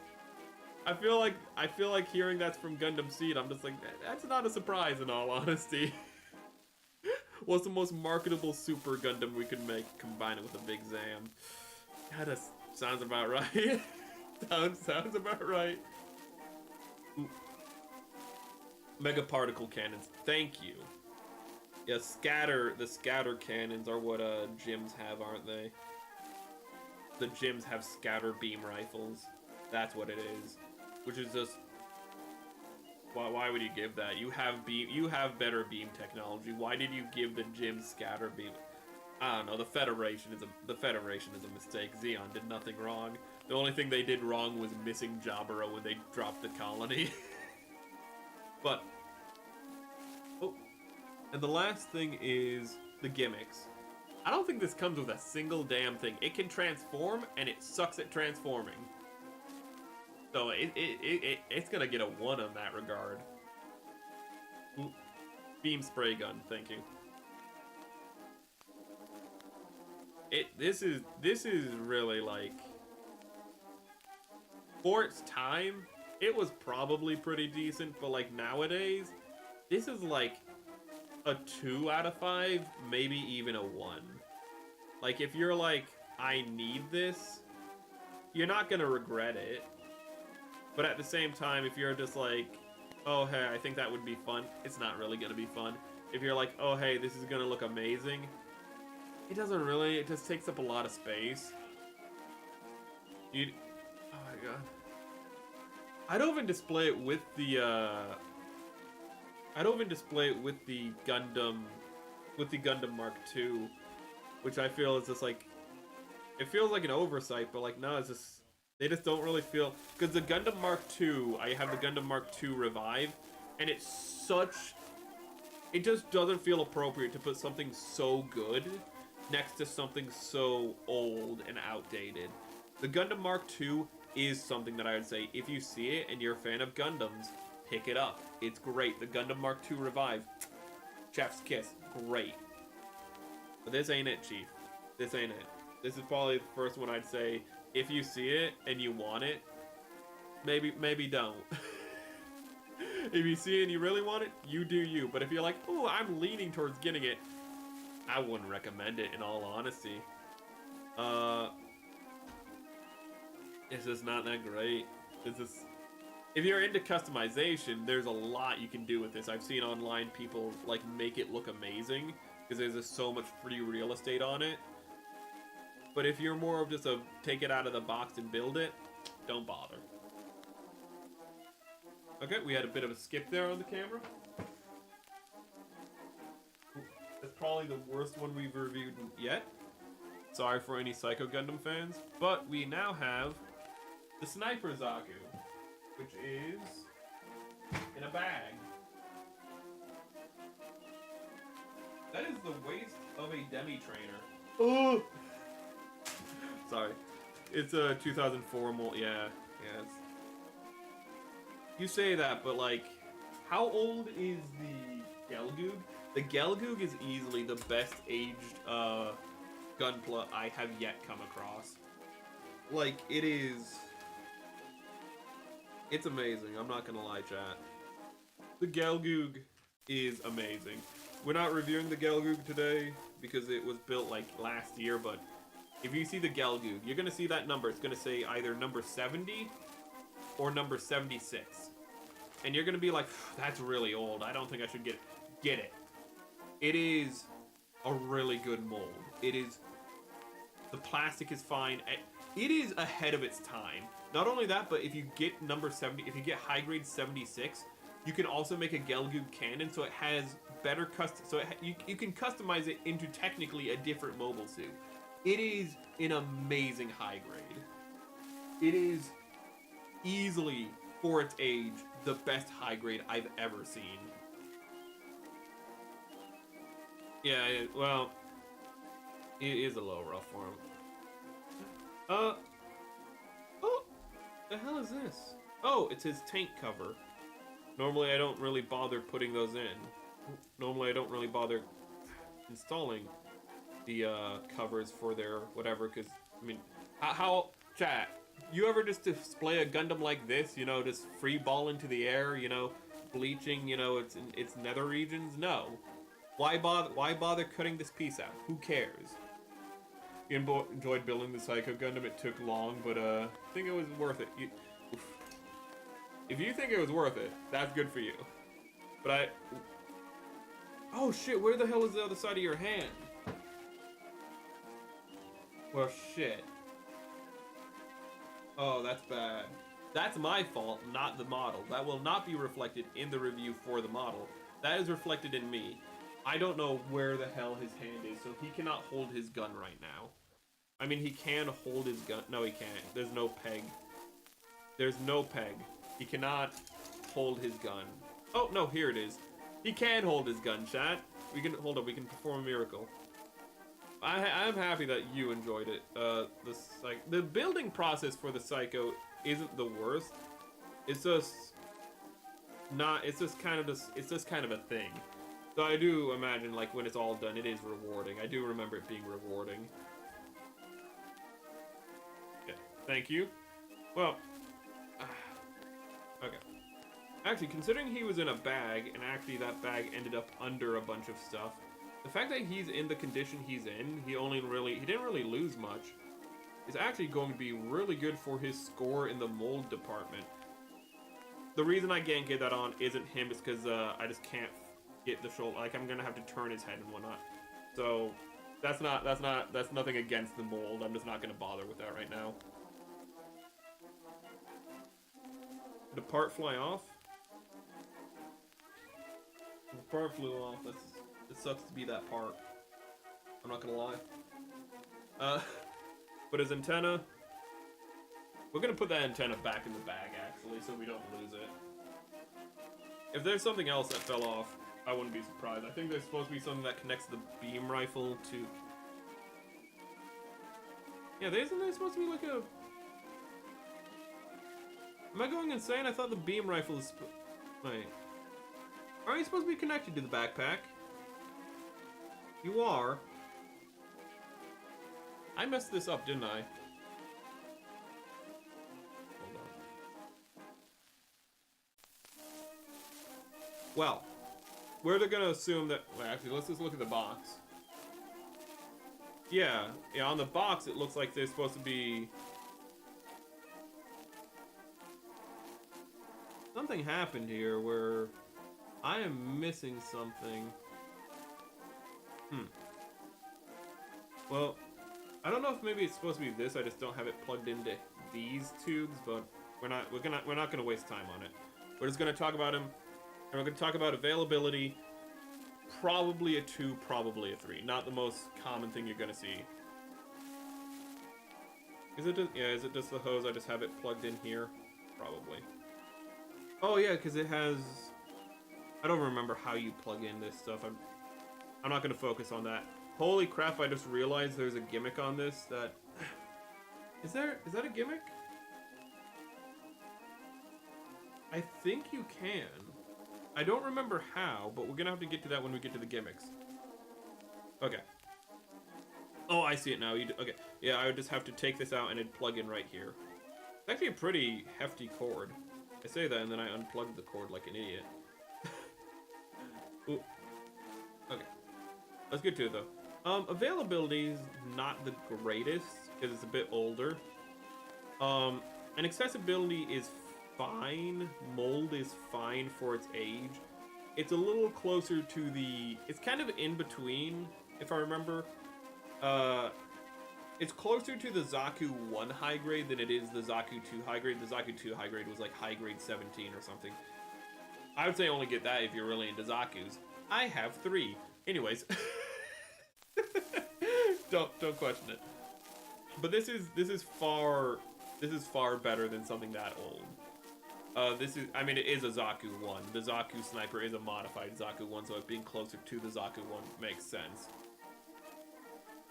There are 2 versions. There's the unicorn version. I don't know if the unicorn version is a reprint or if it's actually a new mold, because I just don't know. So we can't comment on that. This is the original version, and it feels its age, but not really badly. It's definitely one of the molds that are okay for its age. It's what you would expect for something its age. It's not one of those molds where you're like, this is terrible. This is, this is the God Gundam. This is the Hi Nu Gundam. Cursed be its name. People may not question by, you have 3 Zakus, but people question why I have 3 G Saviors. I'd question more how the hell you got 3G Saviors, in all honesty. I'd question how. Because the G Savior doesn't have a bad design. I know G Savior's not the most popular, but if I could get a G Savior Bugu, I'd probably do it, chat. But how the hell you'd get that, I don't know. Reprint added parts? Yeah, it is just a reprint with added parts, okay. That's a little disappointing because some of the unicorn stuff I know are new prints or new molds. It's kind of disappointing that they cheaped out there. Though this is not a bad mold in any stretch of the imagination. Not at all. This is pretty good overall. Again, it's age, so like availability is not that high, but it's age, so it's probably just it's probably a 2. It is a 2 in a modern context, but like to be fair, we're gonna like raise it to a 1 because it is pretty good for its time. In a modern context, not so good. But let's be fair and give like a historical context to it. I think I'd remember these by now. The mold is pretty good. Actually, I'm really impressed by the fact that the shoulder looks as good as it does. You can see there's a seam there, but the fact of the matter is that like this, I could just apply, I don't need to use sprue glue. I could literally, if I wanted to clean that up, just use plastic cement. That's amazing for something this old. Ooh.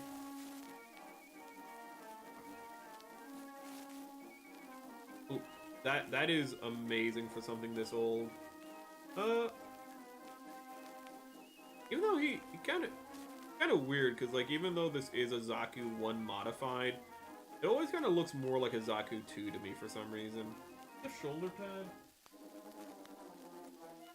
I don't know why. No, I don't know why. I think it's just the fact that it doesn't have the visor separator. I think it's just something that petty. You got them way before they went up in price due to scarcity. Okay. Ooh. Are these rare? Wait, is this boy rare as hell? I was unaware. I saw like he was at like the store for the longest time, so I thought like, oh, I'll just pick him up. He's a cool little boy. I was unaware if these guys are really rare. He's really, really nice. I'm a little more critical on him than I should be. But his, let's see, his aesthetics are peak. For his age, his aesthetics are amazing. Really good. Good. Like, he's not the most posable. Oh, wait a minute. He has a bit of an ab crunch, which is really good for something this old.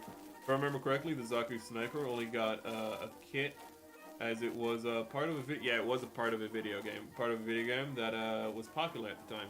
Yeah, you can actually see right there on the picture, the thing right before the muzzle, below the muzzle blast, is the game it's from. Oh, the G Savior kits are, yeah, I cannot imagine how freaking rare those things are. G Savior kits are rare due to people not liking the movie. If they're lucky to find one, get one. Ooh.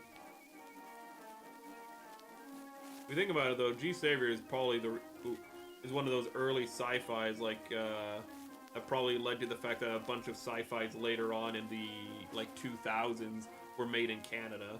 It was G Savior crawled, so Stargate and Farscape could fly. I think Farscape was actually developed in Australia. Don't check that one. But Stargate was definitely made in Canada. Stargate SG-1 was definitely Canada. Last one I saw was Mandrake was. Jesus Christ. If you're saying like, I know yen isn't as bad as like US dollars, it's not a 1-to-1, but with shipping, it might as well be a 1-to-1. There is some wing Easter eggs in a G Savior movie. Really? But, ooh, God, I don't know why, this is kind of a funny pose. Hey, come at me, man, come at me. This is, let me see, he can put his eye up, I know that, which is nice. But can he put his eye side to side? I can't quite remember. Doesn't feel like it. His eye is not a sticker, it is a clear piece of plastic, which is really nice. His pose ability is a little mixed. Like, I can't get him to pose too well. But he has a little knee stand so he can do better at, like, standing on his knee. It's not quite enough, I find, but it's better than most. I would say this guy, this is probably going to be a little harsh, but I say he's probably, he doesn't break out of a 3 out of 5. If I was being more critical, he's probably a 2 out of 5 with age. But he's, if you like Zaku's, definitely pick him up. But if you're like neither here nor there about Zaku's, unless you particularly for some reason like the Sniper Zaku, which would be weird if you're not into Zaku's, but well, maybe you're just into sniper mechs. I'd say get it, but if you're not a fan of it, you could pass and you wouldn't really be missing much, in all honesty. And all of about G-Saber, I did a review for it 10 years ago, just making fun of the film. It's a guilty pleasure, not just because I'm Canadian. Actually, I do have to say, I know it's really small, but the head tilt, that's clean as hell. He deserves that 3. He's not a 2 out of 5. He deserves that. He deserves that point for a head tilt like that. So many Gundam have such static heads. I hate it. But next is another sniper. It's the Gym Sniper 2. And this one is actually really nice. I think it's the last one in the War in the Pocket line. For some reason, it was just released a lot later than the other War in the Pockets, but because of that, it's just a lot better mold. Gym Sniper 2 is the best gym. Changed my mind. Ooh, God, I like it a lot, but there's so many damn gyms. There are as many gyms as there are Zaku's, and that's a lot. So I don't know if I prefer the Gym Sniper 2 or the Gym Sniper Custom, or is it the Gym Custom Sniper? I can't remember. The names are all confusing. But both of them are pretty clean as hell. Ooh. But this one has... It's not actually a bolt action, but it has a bolt action rifle, which is absolute peak. We'll get to that with the gimmicks. I'm missing one of its gimmicks, and I'm not going to find it because I don't care to find it. But it also has another gimmick that we'll get to.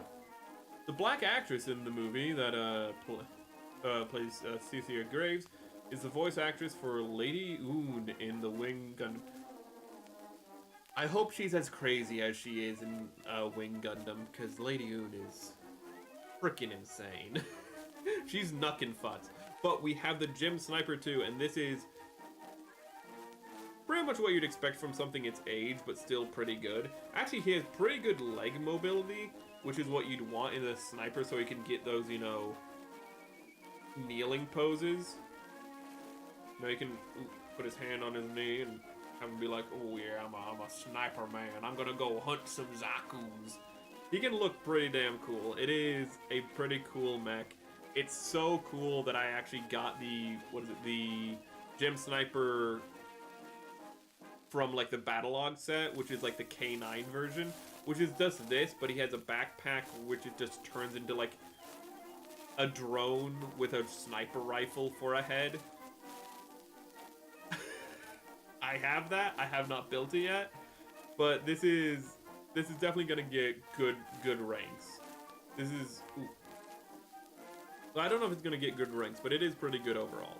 So, availability, probably not that much. I haven't seen it too often. It's probably on the low side, probably more of a 2. I have not had to, you know, scour, you know, the 9 rounds for it, so not a 1. I kind of stumbled upon it. I think it's fine. The build fighter kit, yeah. Ooh. Actually, I've seen some screenshots from the episode it's in, and some of those screenshots go freaking hard. But enough about that. The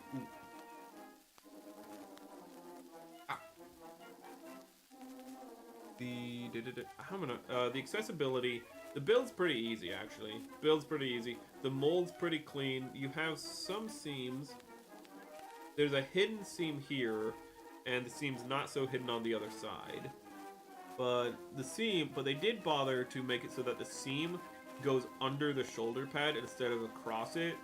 So they're definitely caring to hide it where they can. They definitely took time to consider how things fit together.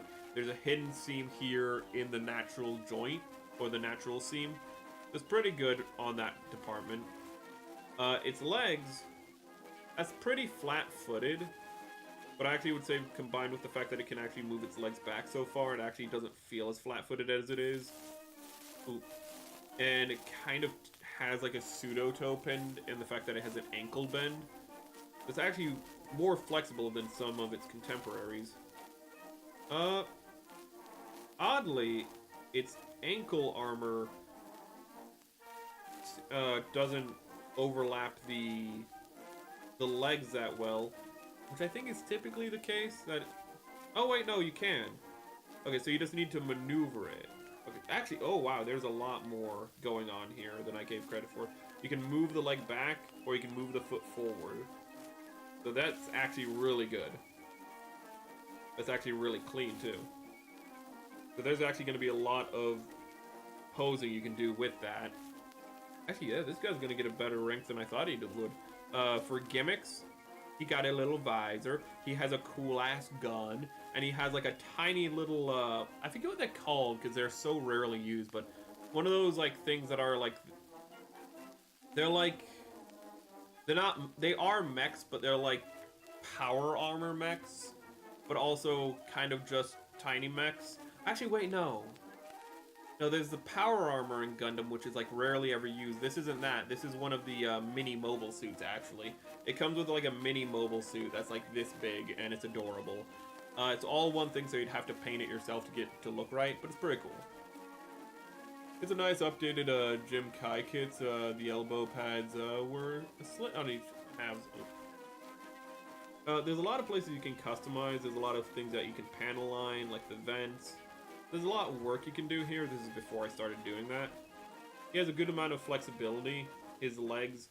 Oh, that is actually really good. His legs have a swivel in the joint of them themselves. So you can swivel his hips. You can swivel his hips or torso, whichever one you want to consider it. And actually, let's say this is his hips. You can swivel his hips and torso separately or together, which gives that little touch of posability. Yeah. It's all really clean, and one thing I like is his integrated verniers on the back. They just look good. This is just a purely personal thing, but I love how... I forgot about these. I love how also like the verniers are built into the legs. It's really clean. It's really nice. His beam sabers also kind of having that low profile. Really clean. I would say this guy is easily a 4 out of 5. Like, I don't know if there's anything, like, amazing about him that would make him a 5 out of 5, but easily a 4 out of 5. If you're a fan of this, I would say, like, if you're a fan of sniper mechs, you'd probably want to grab this before this Zaku Sniper, because he's that little bit more flexible. You know, he looks intimidating as hell because he can have a mono eye himself.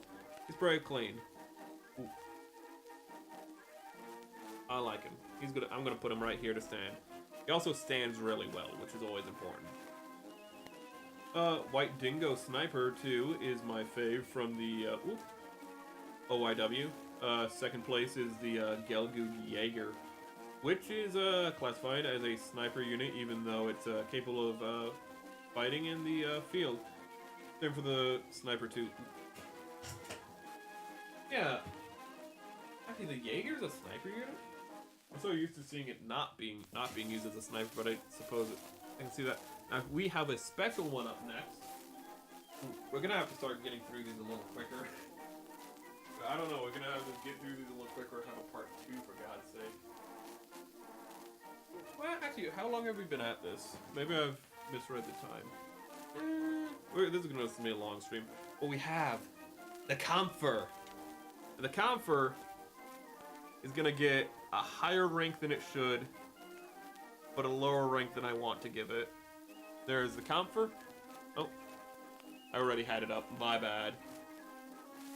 So, the Kampfer, first things first, before we address anything, the fact that it can be put on the stand like this, it can do the ground effect flying from the special, fully kitted out, and it won't overweigh your stand.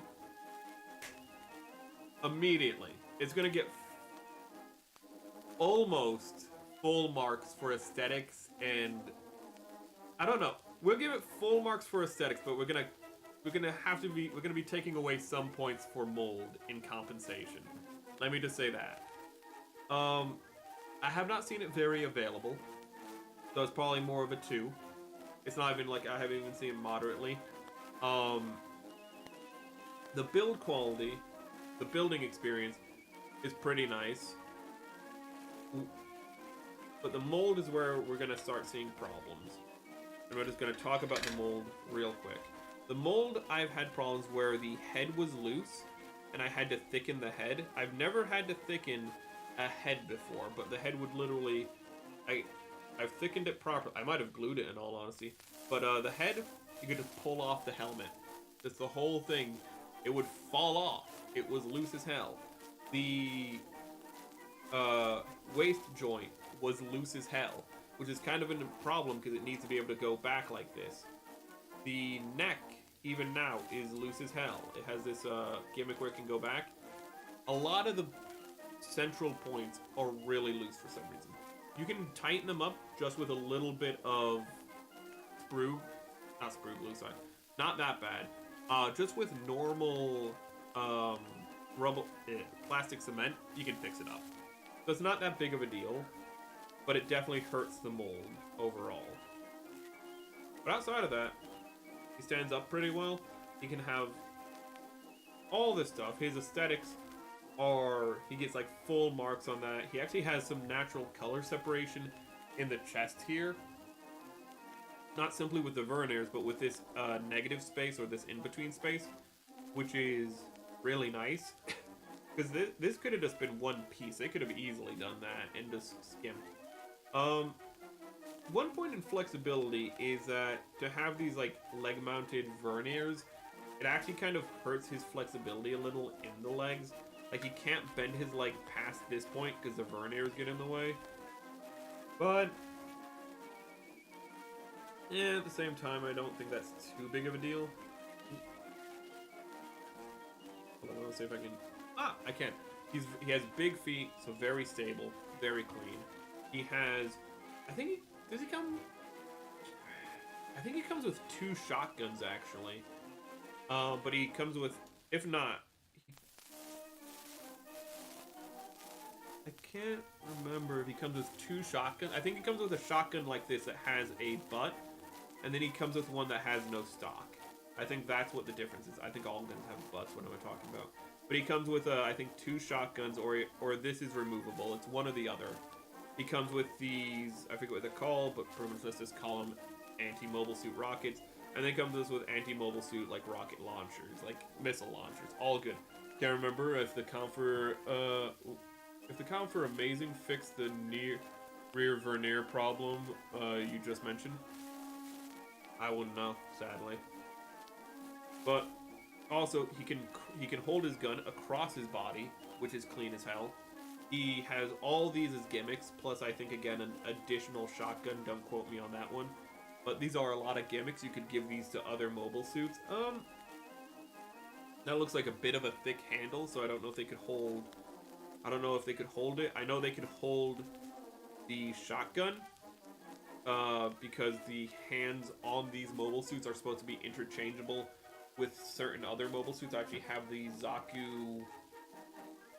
Is it the Zaku Kai is what it's called?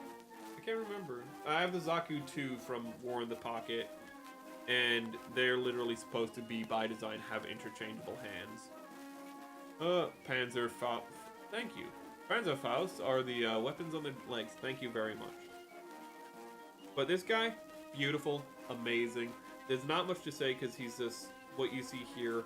He's really nice to build. He's really nice to pose. You can pose him in multiple ways. You can have him do the ground effect flying, which is amazing. You're going to have to tighten up the joints to do it, but you can do it. The fact that they allowed him to, you know, have that look up, and I don't know if I can really convey it on camera too well because he has such weird proportions, but you can do the ground effect flying. Just great. His legs actually have his feet. That's amazing for like for something this age. That is really good. I've seen like space mobile suits this old where you can't like put the legs back this far. And this is kind of a ground mobile suit if you really think about its role. I'd say honestly a 4 out of 10, and you might think 4 out of 10 sounds kind of underrepresentative of it, but really the thing that holds it back is the fact that you need to tighten those joints. Those joints are unbelievably loose when you take them out. Like, they are nearly spaghetti. But once you tighten them, once you get those fixed, he's a 5 out of 5 in all honesty.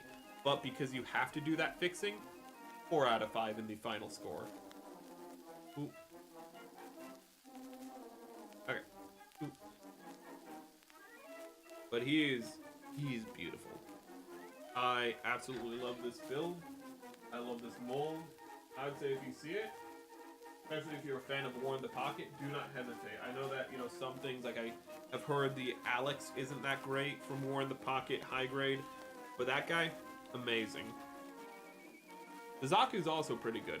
Next, we're moving on to the F91.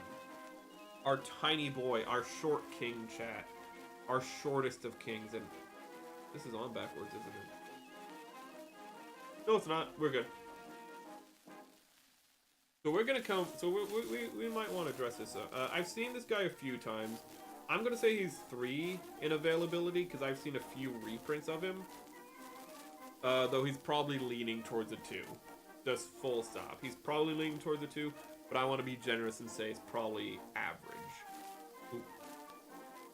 Ooh. The build itself is actually pretty easy, pretty fun. There's a few stickers, but the stickers are actually all... The stickers are actually easier to install than a lot of other... Actually, his eyes are pretty cleanly installed, which is very unusual for me. I'm usually terrible at that. But the stickers, there's actually like recessed points where you can see where the stickers are supposed to go, and they line up very easily with it. So you could actually paint over instead of putting the stickers on and have just guiding lines for you. You'd probably want to use tape still, but yeah, it's pretty accessible, pretty easy to like put the stickers in the right place. There's plenty of places to customize them.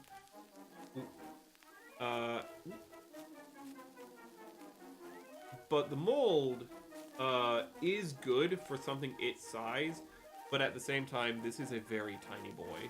This is, I was gonna say, like, this is 15 meters, chat. This is obscenely tiny.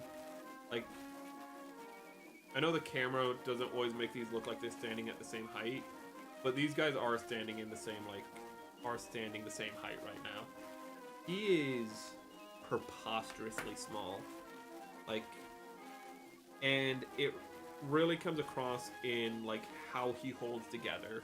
Because his legs are a little loose. They just come off. His arm came off earlier. The mold has problems. It's really cool and whatnot, but like the moment you start handling him, I took off the shield to be fair, but like the moment you start handling him, he can just fall apart in your hand. He's a bit of a grenade at times. I'd want to say like a 3. He's a 2 leaning on a 1 for like mold. Even though everything about the mold is fine, it's just that it's so small that it just doesn't hold together. Ooh. Which is a shame because like everything else about the mold is great. Look at that. He can open up his vents in the back, chat. Look at that. Look at that. That's insane for something this small. And they're like, yeah, open up the vents in the back. That's ludicrous that they did that. They were like, yeah, we're gonna have that be a gimmick. That's insane. But at the same time, he's so small that he's literally the Tiny Tim of Gundams. Like, you love him. You're like, oh my god, you're so precious. But he's just gonna crumble apart in your hand, chat. It's horrible. He built the high grade years ago because I wanted to use his weapons for a custom that never came to fruition. Ooh. He looks great on display. It's that his mold is... He's gonna have to get points taken off somewhere, and it's gonna be pretty much entirely his mold. He has, as actually you said, Neon White, he has some pretty good weapons. The rifle is clean as hell. Ooh, his shield is very cool. The fact that he can... These are cannons themselves that can swing down and I don't remember how to deploy them, but you can... I think you might need another piece, but... You can make the guns extend and he can hold them. So, it's all pretty cool. I love his backpack. I love his aesthetics a lot. He gets full marks on that. Ooh, I like how his guns look like wings. It's all very clean. The fact that he's missing a leg, like, you know, Knuckles from, like Knuckles from Flapjack. Kind of a shame.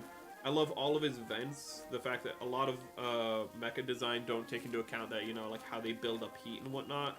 And I like how this guy is all about dissipating the heat. I think that's really cool. His leg is just so damn loose. It is such a shame. I love this guy. For me, I love having him on display. He looks great next to other Gundams. He has a lot of detail for his size. He has more vents. He has because in the movie, like, these can come out and like flare out. There are separate pieces for that, but even when they're inside, you can see that there's little things so you still see something, which is a nice touch. So like he has pretty good gimmicks in that regard. His legs are just awful, and even his arms sometimes fall off. And I take pretty good care of him too. I keep him posed up. Then again, some mobile suits just don't do stands very well. Some mobile suits just get floppy legs when you put them on stands for some reason. Other ones, perfectly fine. He's one of those ones that gets floppy legs on stands. I don't know what to say about it. I love him. If you want a tiny Gundam, he is your boy. However, at the same time, I will be frank with you and say he's probably only like a 3 out of 5 in like overall. Like, I like him, he's really cool, but he's a little bit awkward, and his ankle armor just fell off. He's just so tiny and fragile is like the biggest problem. Like, he was a bit of an ambitious build. He's a bit of an ambitious model for like his time. But he has good flexibility. He's pretty clean. Ooh. As I say, you have to be aware that kind of getting him is a responsibility. And oh my god, his ankle armor plugs into the back of his heel, which is weird. But it does give him some good flexibility in it. We're just gonna gently put him down over here. We're gonna see what the next thing on the list is. The next thing on the list is the Deathscythe. I don't know where it is. I know where the Deathscythe is, but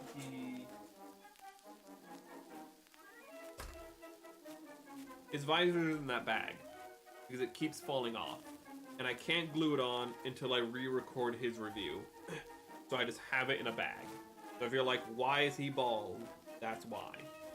Okay, where's his MC Widow's Peak? That's where it is. Okay, so accessibility, great. This is just going to be a contemporary rating, but like really 5 out of 5. You can find him at a Hobby Lobby. He's been at Hobby Lobby for a long time. Provided, you know, he's at your Hobby Lobby, provided you're in the correct region, you can get him pretty easily. Just full marks on that. Build quality, great. Absolutely great. Everything, mold, again, great. Everything holds together. Do we have any noticeable seam lines? Not really. We have a pretty severe seam right here, but it's not very noticeable. It's more noticeable because of my terrible paint job, because I painted these parts separately. But he's great. He's beautiful. He has a lot of good things going on. He actually has a little bit more extra work going on in his arms. So he has a seam right here, but it actually kind of serves to hide. It serves to prevent him from having a bigger seam, because he only has a seam on half of his forearm instead of his full forearm. He has not a lot of customization possibility out the box, but he is a good place to start with customization because of that. He doesn't have a lot of places to panel line, not as much as you would possibly think, but he still has plenty to touch up and whatnot. But his aesthetics are peak. It doesn't really look the best right now. Oh, there's one problem. His head camera is so recessed into his head and so thin It's very difficult to put the sticker on. I could not get the sticker in there. But this guy looks amazing.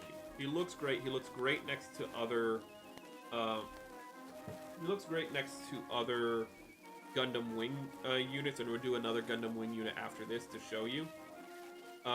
Especially when he has his V-fin on. He comes with multiple hands like everything, but his gimmicks are a Deathscythe.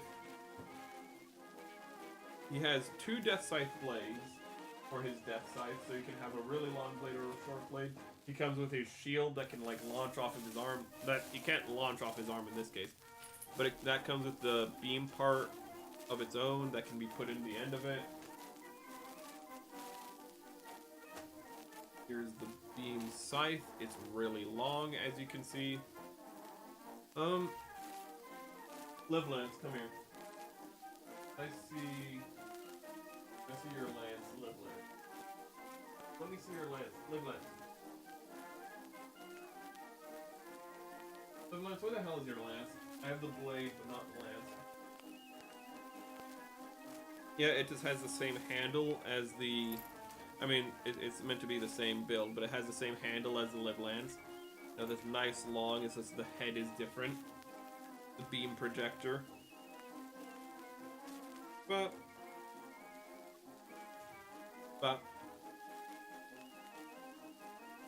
it's here. Okay. He comes with a shield. Do I have the shield easily accessible? Doesn't look like it's Ooh.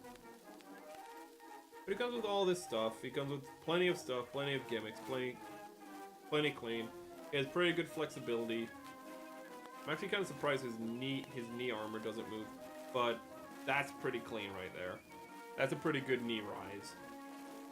I would say honestly, this guy's small, so he's a little fragile. His head fin does not hold in. You're gonna have to glue that, and I did not. Oh no, I did switch it out. But I'd still say this guy's like a 4 out of 5 for me personally. He's really fun. All of his joints are still really good, which is actually kind of impressive because I thought his joints would kind of get weaker over time, but everything's pretty clean. He has a pretty good ab crunch. If you're a fan of Gundam Wing, definitely pick him up. Definitely pick him up because you're not picking up the Deathscythe Hell. No, that's P Bandai. But we're not going to dwell on it. We're not going to revisit that well. We're going to... I don't think I actually built this year, but I'm not 100% sure. So I'm just going to use that as an excuse to talk about it. Like, I'm pretty sure I built this last year, but... We're going to talk about the Heavyarms. The Heavyarms is also very good. Its availability is pretty good right now. Probably 5 out of 5 if you have a Hobby Lobby. At least in America. Can't speak for other places, sadly. It is pretty straightforward to build. Its mold is pretty solid. A little dusty. That's more of a me issue. But its build is pretty solid. He has all the nice little openings you'd think. There's no real difficulty. Actually, I'm kind of surprised there's no finickiness with building all of these doors or anything. Like, none of them feel fragile or anything. All of them feel pretty solid. Ooh, which is pretty good, actually. There's a lot of stickers on the dude. Like, a lot of stickers. Like, these are stickers. There's stickers in the Verniers, which is kind of weird, because normally they don't care about putting stickers in the Verniers, but here they're like, we need to put stickers in the Vernier. He has his head camera is a circle and is very precise in where it has to be placed, which is not typical, and typically you can just kind of fit it into the recess. Not this guy. Ooh. There's not these. That is colored in, actually. But there's, again, stickers in these Verniers. This is a sticker on the side. Like, I don't know if these are actually Verniers or vents, but, like, again, there's so many stickers on this dude. Like, they just did not hold back on the stickers, which is very unusual. But he has a toe bend, chat. Let's appreciate that for a moment. It doesn't bend. He doesn't not have. Oh no, he has an upward toe bend. It's not the best, but he has a toe bend. That's always good. So the mold, I would say, is really good. The accessibility is hurt by the stickers, but overall, still pretty good. Still pretty fun to build. The aesthetics are peak. You can display him, you know, the classic, I'm firing everything at once. Or just have him, you know... Actually, wait. I've never thought to display him like this before, but can we display him...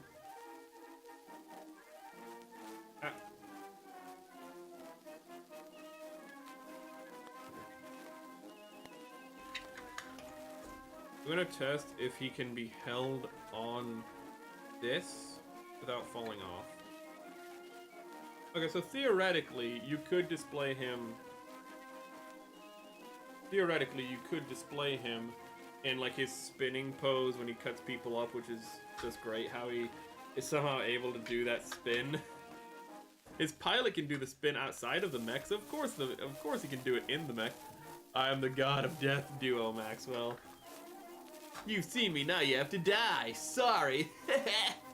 I have a chipper personality, but I have the darkest mech. That's my character for like the first couple of episodes. How you doing?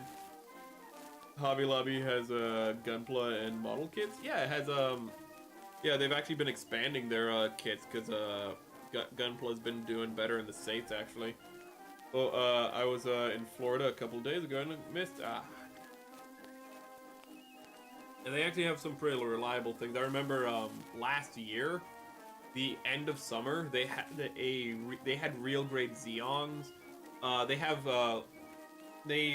seen some like good distance away from me, but I have seen some that have the Kshatriya, which is again just amazing. I've seen some with master grade Gundam the Origin. Like it's pretty clean. Ooh. It is fairly, like, they are expanding their stock, which is really nice. But this guy, pretty good overall.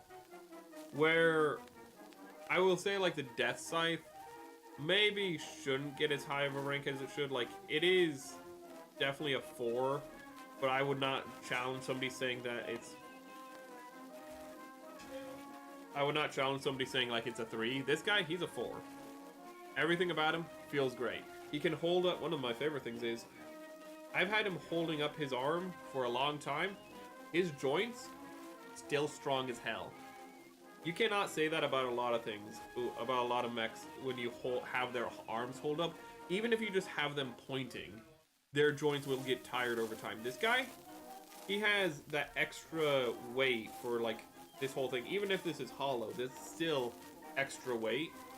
Does pretty well with it. Pretty clean. Outside of the real grade Gundam wing itself, I would say this is probably like the best Gundam wing build that I've done so far. Ooh. So I definitely would recommend on that. The Gundam wing real grade though is real clean.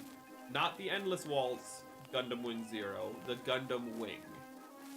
I think that was first real grade where I didn't have to glue anything on. Like, because no pieces fell off, which is remarkable, because real grades love to have one piece that just goes, I will never stay on unless you glue me. Not the Gundam wing. I was actually messing with it earlier today, and still nothing fell off. It's such a clean boy. I know we're talking about the Gundam Heavyarms right now, but the real grade Gundam wing, real clean. Clean as hell. At least my version. Maybe I'm really lucky, but real good. You've seen Heavyarm Customs using the Leopard gun Da Vinci, using the Gatling gun from the Pale Rider Cavalry. Oh, damn. Ooh. I saw that the Pale Rider had a E-Bandai recently. And I was like, do I want to get it? And I decided no, sadly. Sorry for hitting my mic. And the next one is the Tallgeese, which we've been going from positive to positive, and we're probably going to go to negative here. Tallgeese, where are you? This is This is an overcooked high grade and an undercooked real grade. I feel like that is the best way I can describe this. He was also in a bag. He did not hold up as well as the Zaku did in his bag. So let us put him back together. Nothing's broken. Just his head fell off and his shield fell off and one of his Vernier skirts fell off.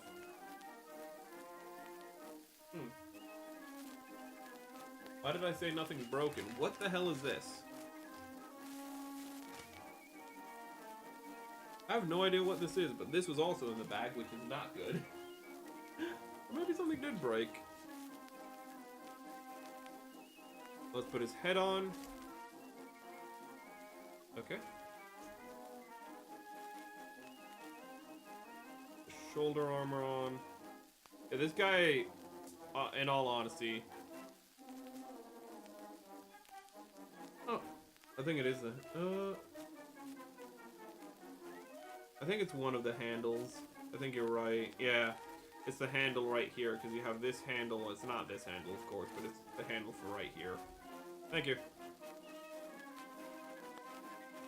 But, if I could describe this guy in one word, I'd say awkward. As I said earlier, he is an overcooked high grade and an undercooked real grade. He's not everything you'd actually expect in a real grade, because he's just so small. I feel like they couldn't, well, I was gonna say he's so small they couldn't fit everything, but it kind of did with the, but I can't say that because I was just praising the Gundam wing. So, I don't know. But here he is, and I'm just not a fan. Oh, his hand fell off somewhere. I'm gonna have to find that later. But I'm just not really a fan of this guy. Everything feels loose in him. His Verniers just... Like, you're gonna want to display them open, but... Like, how can I display them open when they can close if there's a vibration? Like a lot of the things are just unbelievably loose on him. The Verniers are particularly awful. The skirt Verniers are okay. Like, even though he's a more recent real grade, he just doesn't feel very satisfying. He feels messy. He feels undercooked. He's not what I would want. He looks fine on display. Accessibility, I think, is moderate, just like 3 out of 5. Sorry, availability. Accessibility, there's no problem. He's actually kind of almost feels too easy for a real grade because there's just so many simplifications in him. And the mold quality is good in like how everything looks and fits together, though I guess that's more aesthetics. But as I said, just like the Verniers are awful. The Verniers, for me at least, and it's both Verniers, are just awful. Like, I would need to go in and tighten literally every joint in it, except for these wings. Oh, except for these wings, I'd have to tighten every joint in it. Him holding his gun, it feels like it's always at like a poor angle. I think he can take out the magazine. That's nice. That's a good gimmick. That's a fun gimmick, I guess. But honestly, I'm just gonna skip and just say this guy feels like he's like a 2 out of 5. Like, he can probably pose up pretty well. He can pose up pretty well, but he's underwhelming for a real grade. And he's just... I'm just not a fan. I'll just be honest with you. I'll just be... If you're not a big fan of the Tallgeese, you don't need to get him. You don't need to get him. he's not bad to build. He's just, he's a bit of a grenade. I don't know. I'm trying to put his thing back on. That's not a good sign. Yeah. I'm just gonna put him back in the bag. We're just gonna move on to the next thing. There's not much to say about him. He was just very disappointing for me. I was very disappointed because I was looking really forward to building him, and he just did not deliver for me. I'm gonna honestly say his thing fell off again when I put him in the bag, which is weird because it was on when he was in the bag just fine. But I'm gonna say that's like a 2 out of 5. But like, we're just gonna move on. We're gonna move on to a new turn. We're gonna turn, chat. We're gonna veer into something else. We're gonna turn into the turn A. Okay, I kind of overplayed. I overplayed it. I had something going there and I overplayed it. Where the hell is your hand? There's his hand. No, I'm not gonna put his hand back on. That's not a fault of him. His hand just fell off because I was improperly storing him. I haven't found a good place to put him yet. Simple as. But the turn A is probably a 2 out of 5 on accessibility. He's not super rare, but he's uncommon. For the availability, gosh dang it. Okay, for accessibility, how easy to get into. It's kind of a mixed bag because he's really easy to build, but at the same time, there's a lot of panel lining to do on him, which isn't a bad thing. But if you don't do the panel lining, he's going to look very flat. So I'm gonna say, if you don't do panel lining, if you just build him out of the box, that's gonna hurt his score. Actually, that's gonna probably make him more of a 3. But the panel lining, I would say, actually makes him more of a 4 overall. I don't really know what would classify something as a 5. I feel like it would just have to be really fun, which would be very subjective, but whatever, that's neither here nor there. But if you don't do panel lining, it's just gonna be something that's just gonna make you remind that he could look better, but doesn't. The mold, pretty good. Actually holding up pretty good right now. God, that is a tight waist. Holy crap, that waist is really tight, actually. He has a really tight waist. He holds together pretty well. Actually, I'm kind of surprised the hand fell out, considering how tightly it just went in. He's pretty good overall. He has a lot of that little detail for the panel lining. And he even has a little dude in his crotch. You know, you can see him a little painted there in the cockpit. He has a little dude in his cockpit, chat. Oh my god. Ooh. And then, for the aesthetics, again, are gonna depend on how much you're gonna go for him. You paint the little dude in the cockpit, you do the panel lining, you do all of this, he's gonna look really good. You don't go that extra mile, he's gonna look flat. This really depends on how you approach him. He actually can't really put his foot back that far, but it compensates with having a really good toe bend. Ooh.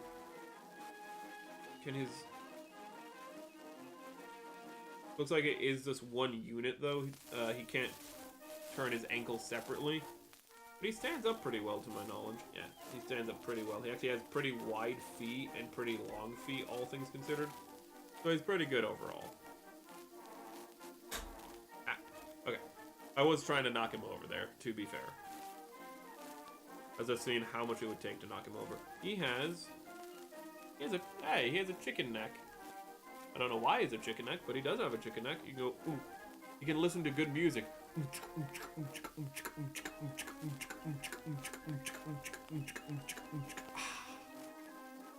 He can rock out with the boys, dude. I'd say this guy's pretty good overall. This is...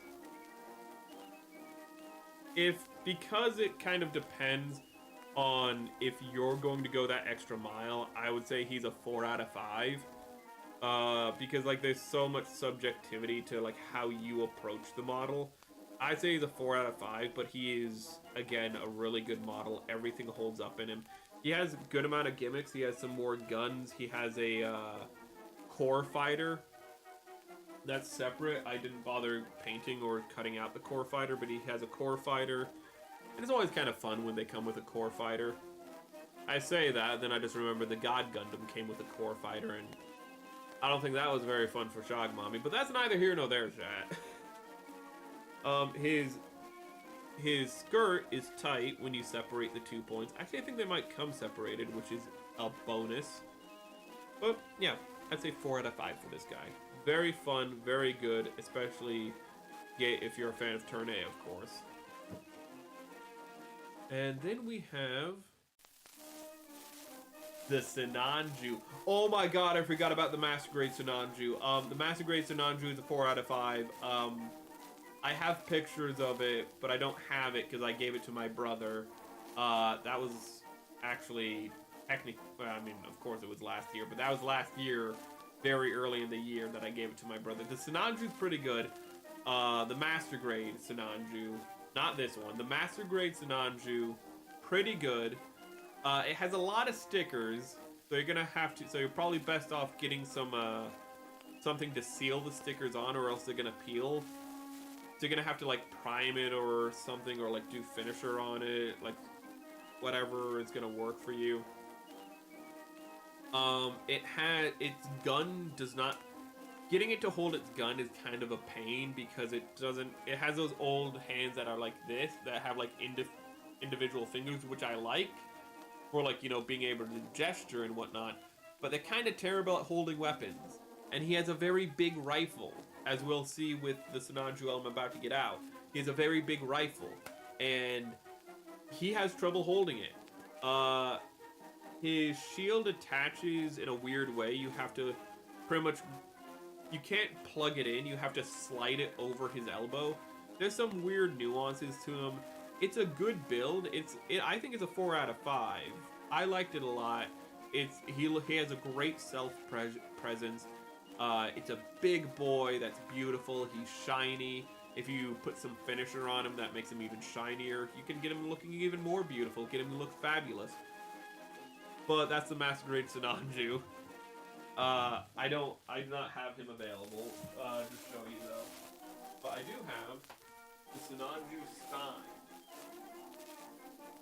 I don't have the red one, but I do have the gray one, because I gave the Master Grade, and actually the High Grade, to my brother. I built the Master Grade on stream, but I did not. But I gave my brother the... God, this guy is so damn... This guy is massive. I feel like we can already see this guy's big. He am big, chat. So, where to start? Of course, availability. He's a 2. He's a 2 in availability. You're not gonna find him in many places. You're not gonna have, like, he's not super rare, because he's part of the UC line, so he's not super rare. He's not like, you know, doesn't exist. I say that there are some really rare UCs. For example, for some reason, Girazulus are impossibly rare. Don't know why. But this guy doesn't seem to be the rarest. Accessibility, great build, fun build. Mold quality, great detail. He has, you know, like maneuverable verniers right here, which is what you'd want. His feet are posable, so you don't have to worry about weird angles. He can hold his gun. His arm's gotten a little loose over time, but I mean, with how big this gun is, not a surprise. This can't fit him all on screen. He's so massive. He's so big. Let's get the...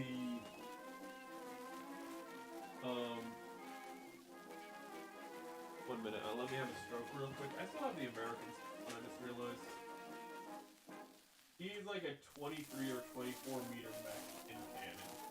He is all legs. Here's the F91. So, here's the F91 next to him. He's big. He's a big boy. I love him. I've not heard great things about his pilot, but we're not going to talk about that. I love this build. I love this mold. There are some stickers. This is a sticker. This is a sticker. However, though these are stickers, if I remember correctly, underneath are raised areas. So if you wanted to, you could paint him pretty easily, actually, because they are actually raised areas underneath the stickers that are mapped to this. So you could actually paint him instead. It would take some dedication, but you could do it. You could do it. You could customize him so there is still that availability, like with the F91, where you have a good guide for it. Let's see here. So the mold quality, nothing's wrong with him. He has a lot of, he has a lot going on in his knee to strengthen his knees. Ooh. He's been in the air a little while, so his knees have gotten a little weaker. But he's still standing up just fine. Man was the pilot of the suit. Okay. There's a lot of nutcases, yeah, but I hear that he was like he's like a failed Char clone and an edgy or something. I haven't heard good things about him, but I don't want to think about that. I don't want to think about that because a lot of times I don't like to think of like. I love this mobile suit so much, I don't want to think about the idea that his pilot might not be great. That his pilot is literally full frontal, but everything is bad. And it's like, well, that just sucks. Full frontal, but really lame and not cool at all, and not full frontal at all. Well, that's just, I don't want to do, I don't think I want to watch Gundam narrative now. But, he holds up pretty well. Great mold, as I said earlier. What is... Aesthetics? Absolutely beautiful. I love how they gave you stickers for this right here. So it's very small, but that little dash of red, it just makes everything, it just pops. I love his backpack. It doesn't have as much of a wing motif as the normal Sinanju, but this looks so damn good, chat. I love this build so much. I love everything about it, and this mold does a great job at conveying what I love about him. He is great. He's so damn big. He is unbelievably massive. And I love him a lot. And gimmicks, he comes, actually with plenty of gimmicks. He has a underslung grenade launcher you can attach to here. He comes with a bazooka. He comes with his gun. He has his shield. We can technically count this manipulation as a gimmick as well as the mold. He's very posable. He is wonderful. I would honestly say this guy's like a 5 out of 5. You know, he might not be the easiest to find, but if you... Well, I don't think there's a lot of people a fan of narrative. But if you are a fan of the Sinanju, but you're like, it's too red for me, pick this guy up. He's amazing. He's so amazing, we're going to put him over here. And the next one... I'll also say I'm very biased towards the Sinanju. So, I like the Sinanju's design, and I like the Sinanju Stein's design even more. So, that being said, it might actually be like a 4 out of 5. But that's still a really good score. But for me, it's a 5 out of 5. Now, to the Dijeh. Or however you pronounce this damn thing. The Dijeh, piloted by Amuro Ray in Zeta Gundam, is first and foremost a lot smaller than I thought it'd be. I thought this was like a 19-meter mech, because it's effectively like a more angular Gelgoog 2.0. The Gelgoog's 19 meters, so you're like, oh, this is going to be 19 meters, or maybe even 20. No, it's just 18 meters at the head.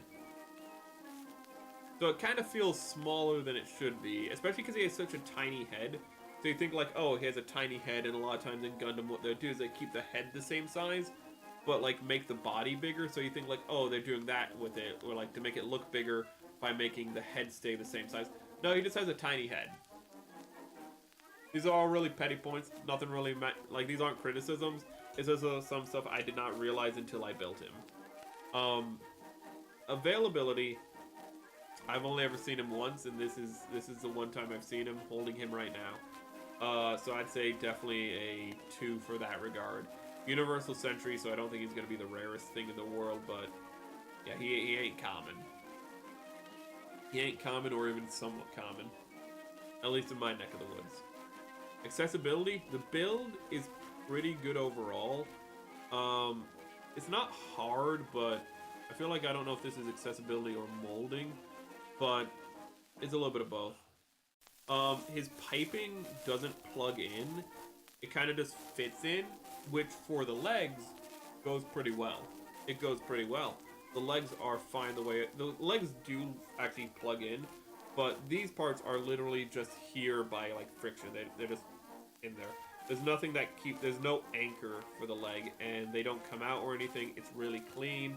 Those pipes, pretty good. The head is not the same because that happens if you turn his head too far. Oop. Now, I don't think I'm missing a piece.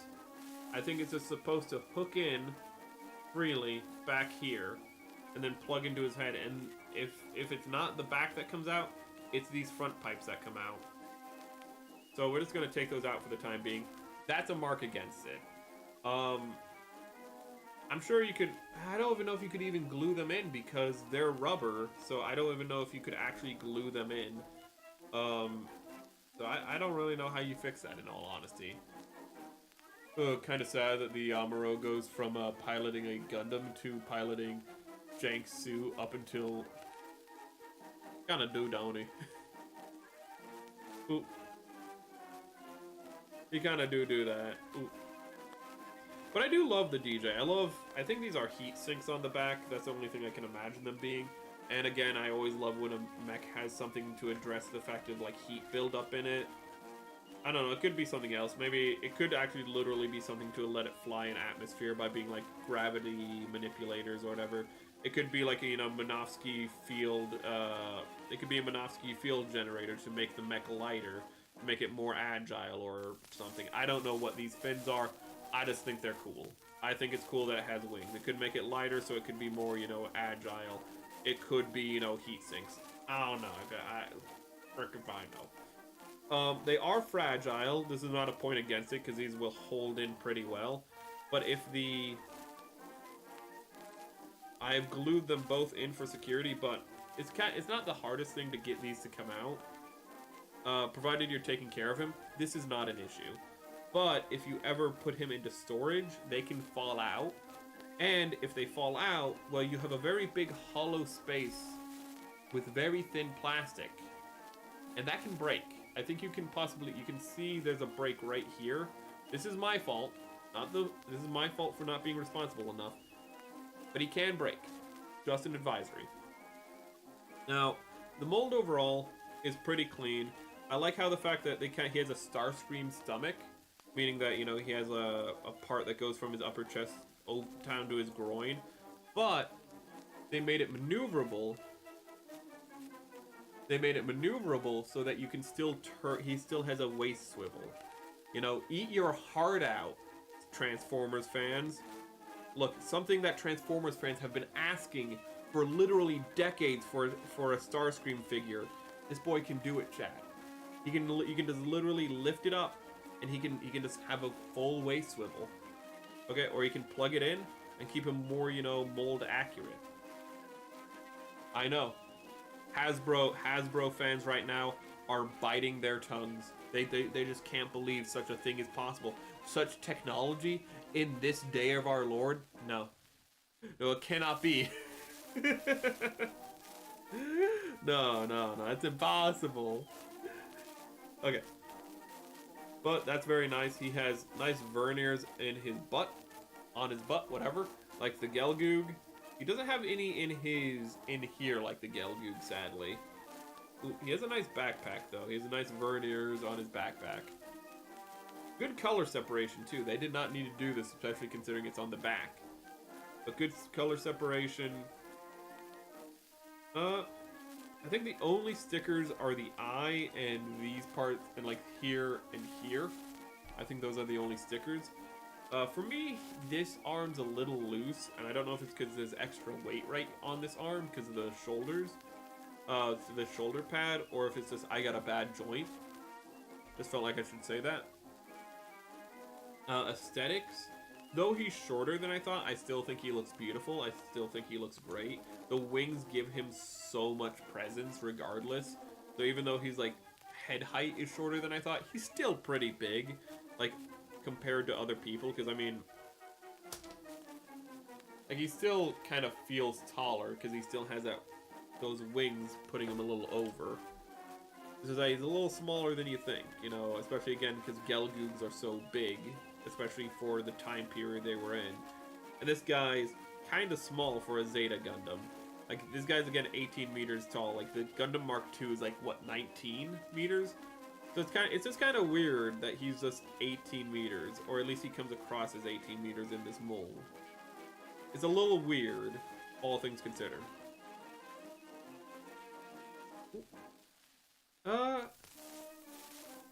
For his ranking, for his gimmicks, he has a Beam Naginata on his back, and well, that just happened. Anyways, that's not the first time that's happened, chat. Well, come here. Come here. Come here. Okay. Put that back on. God, that is really loose. I think that's just a personal issue, though. But for me personally, he's like a 4 out of 5, but he probably is just a 3 out of 5 in all honesty. There's a lot of fragile bits going on with him. There's a lot of stuff you have to be careful with. Getting his pipes back into place can be a bit of a hassle. I just unplugged his head to do it. And it probably still won't work when I try to put him back on. Really, there's a bunch of small things that drag him down, but if you're a fan of the design, it's not gonna, like, you know, ruin your love for the design. There's gonna be some small things that will make you go like, I'm just gonna pose him and leave him like that. You're not gonna repose him all that often. He also comes with a bazooka, which can be held on his back in these hooks, and he might come with a beam rifle, though don't quote me on that. But overall, he's cool. He's probably a 3 out of 5. But if you like the design, you'll enjoy the build. Now, we are going to switch off from being America real quick. And we're going to go to this. Because we're going to a dark, cold winter, chat. It's going to get cold, chat. That's right. We have... Get over here, son of a bitch. We have, chat. This is not going to fit on screen at all. We have the Nightingale. How do I begin about the Nightingale? No, I'm not going to move it around. No, I'm not going to pose it. I'm not going to... It's just going to stay here. This is the best I can get it to look on screen, chat. Okay? Like, I can hold it up like this, and it just... Like, I cannot get it to look, because it has such a massive butt, it cannot get lower than this. Where did your back leg go? His sword fell off. Hold up. His back leg fell off, because I had him on an uneven surface. Not his fault, my fault, because I had to store him somewhere. He's still standing pretty up well, because he still has, like, the leg. He just doesn't have his back foot anymore. I just need to find that, wherever it went. It's probably just back there. It's fine. But the Nightingale, one of my favorite, have the RE100. I'm jealous. The Paladin, best view. Ah, fuck. Bye! Oh my god, I thought you were a human for a moment. Then I saw best viewers and I knew you weren't. Piss off. Goddamn robots. Okay. So the Nightingale. It's not common. Obviously this isn't common. This is... I have seen it in a store once, but I'm gonna say it's a 1 out of 5 for, like, availability. Okay? Accessibility? 5 out of 5. You might think this is a pretty big build. Yeah, it is the most fun I've ever had building any Gunpla. This is the most fun I've ever had building a Gunpla. Every step of it was fun. I put the leg, I built both legs incorrectly. I put the knees on backwards. I still had fun taking it apart and fixing it.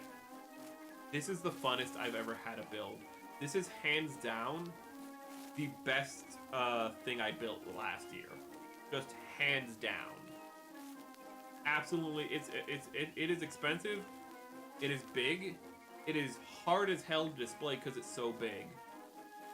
But my god, is it worth it. Its mold is amazing. The mold is great.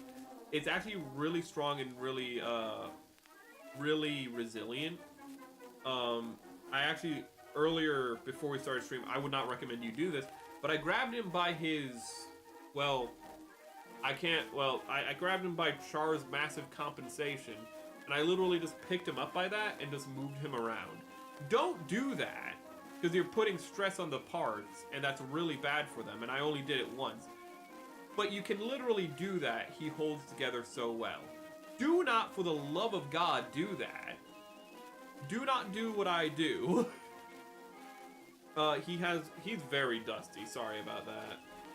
He's been on the table, not moved for a long time. He's very dusty. So if all these little particles, I tried to dust him off, but I kind of failed. Sorry about that. But like the build experience and the mold are just amazing. There's a bunch of like little details. You could easily customize this guy, and it wouldn't be too hard either. Whether that, you could even like add panel lining to him. Like you'd probably want to add panel lining to these nice bare wings. And you'd want to take your time with it, of course, as you would with any panel lining. But like you could do custom panel lining. You could add a lot of detail, and it'd like make him pop all the more. Like he'd be a really fun job to custom. He's great. Oh my god. Ooh. Okay. He's a jive-ass turkey. But the next thing is you think I'd remember these by now, but it is the aesthetics. Aesthetically, it's amazing. He looks great. He looks great. Where I said where the hell are you? Where the Tallgeese I described as a overcooked high grade and a half-baked real grade. This is like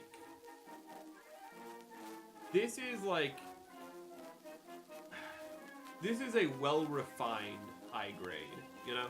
It's not a real grade, but it's compatible with a real grade.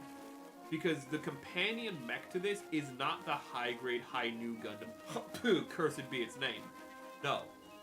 What it goes with... Yeah, another bot, don't worry about it. It didn't repost, so I didn't bother to ban it, because usually they just post once and then they just leave, and it's just a scam. I don't care. Don't click on it. Actually, I don't know if you can. You'd literally have to search for it. Don't do that.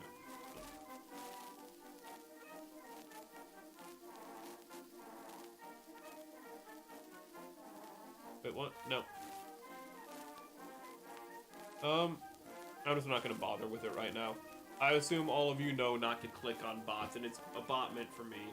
I'm not gonna bother banning it right now, because I fucking can't really remember how to at the moment. Don't abuse that. But everything about this is beautiful. Aesthetically, it's so good that it can be put next to a real grade, and it doesn't look like it's slacking. It looks beautiful. Even though, again, it doesn't have a lot of panel lining, it still looks beautiful. And I cannot see YouTube chat anymore. I fixed it. I can see YouTube chat now. Okay. And finally, the gimmicks. It has...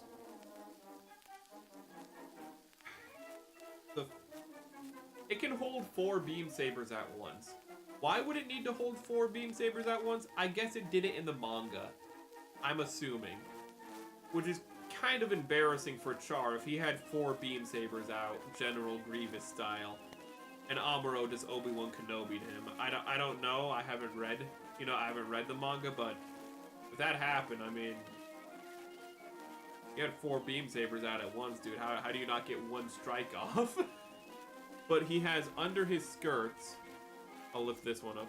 He has an arm. Don't know. He has an arm, kind of like the Zaku III. I'd literally have to flip him over to look at it. But he has an arm like the Zaku III, so he can hold a beam saber in it. He actually, one thing I actually want to touch upon, his arm, he's not very flexible because, you know, he's kind of a brick, but his legs can move. His legs do have articulation. They have as much articulation as they can have with, like, under that skirt and with as big of feet as it have. Like, they're not just solid pieces. They could have just made them solid pieces with, like, no knee joint, but they didn't. Now, mind you, that knee joint doesn't really go far because you can't really use it all that much, but it's still really cool that they were like, no, we're going to give him a joint, even though that's a point of weakness, but he stands up fine with it. His arms are a lot more flexible than you'd think. His arms can move around pretty well. It's really impressive. His head is just pretty free in its movement. He can turn his head pretty well. I thought I heard a sound and got really terrified for a moment. No. He has a neck. I can't really show you this, sadly, but he has a neck. He can actually kind of extend his neck like a turkey. So he can, like, put his head forward. He can even, I don't know why this is a feature, but you can lift that up so you can adjust the mono eye more easily, and you can look at, and it even has a visible cockpit ball. Looking up the skirts. Oh.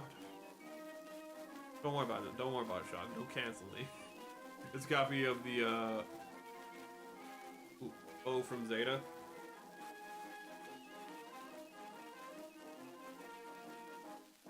There's a lot of actual mech design in this from previous models, which I do love. Like there's allusions to the Zazabi in it, like how it keeps the clipped wing motif. Because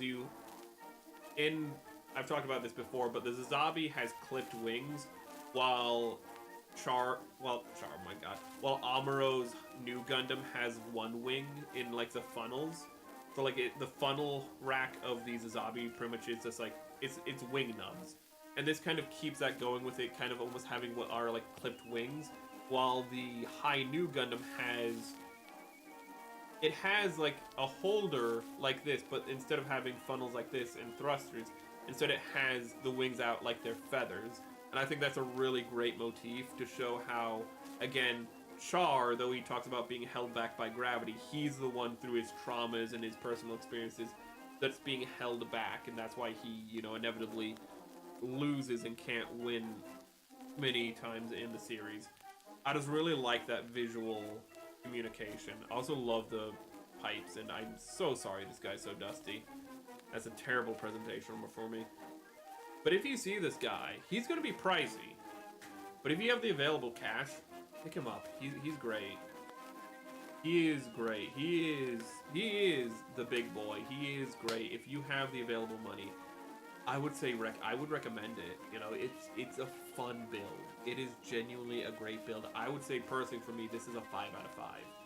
This is the best build I did all last year, and I did a lot of builds last year, more builds than I thought.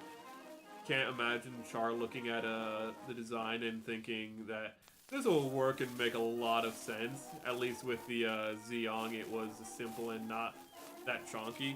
With the Zeong, he looked at that and he was like, where the hell is its legs? And the guy was just like, don't worry, it doesn't need legs. Legs is just gonna slow it down. This thing, it's peak. Where's half of its armor? Don't worry, that armor, we don't need that armor. It's just gonna slow it down. I do like that.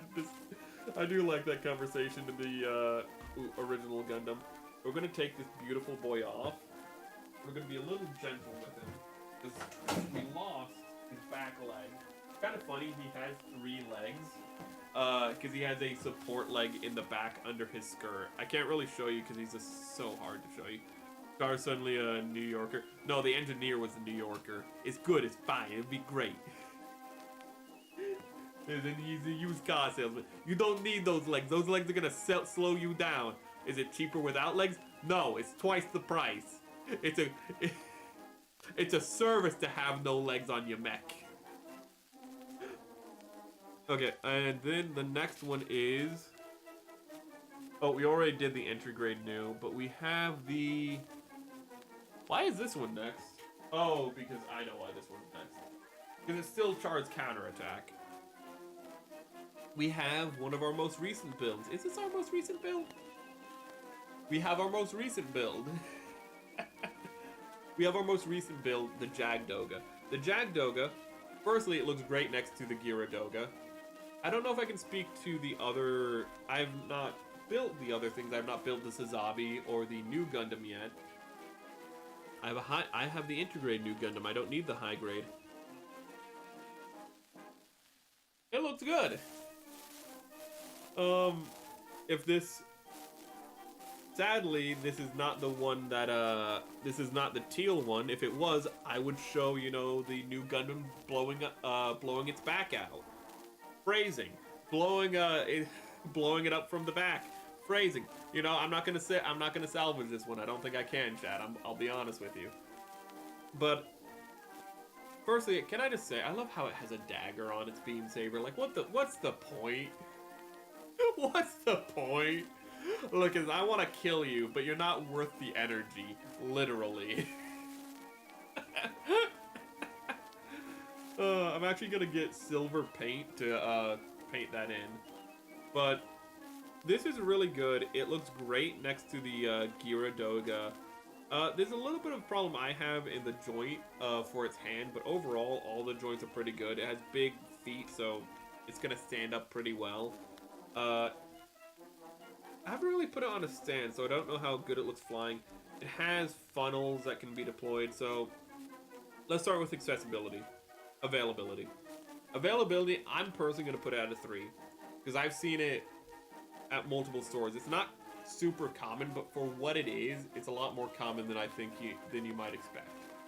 So maybe it should be a 2, but I'm going to say it's a 3. Next is... I'm not gonna look. Is accessibility. So building it was fun as hell. Building it was a good time. It doesn't really have a lot going on. It's actually a pretty simple design when you break it down to brass tacks. Like, there's not a lot of natural color separation in it. Like, the only color separation in it is really here that I had to do custom, and it wasn't that hard. As long as you do this before you plug in before you build it, you can just paint this in red, and then if there's any overflow, I literally just took an X-Acto knife and just scraped off the overflow. So yeah, it's pretty easy to handle this. The eye looks menacing. You can it just peers out pretty good.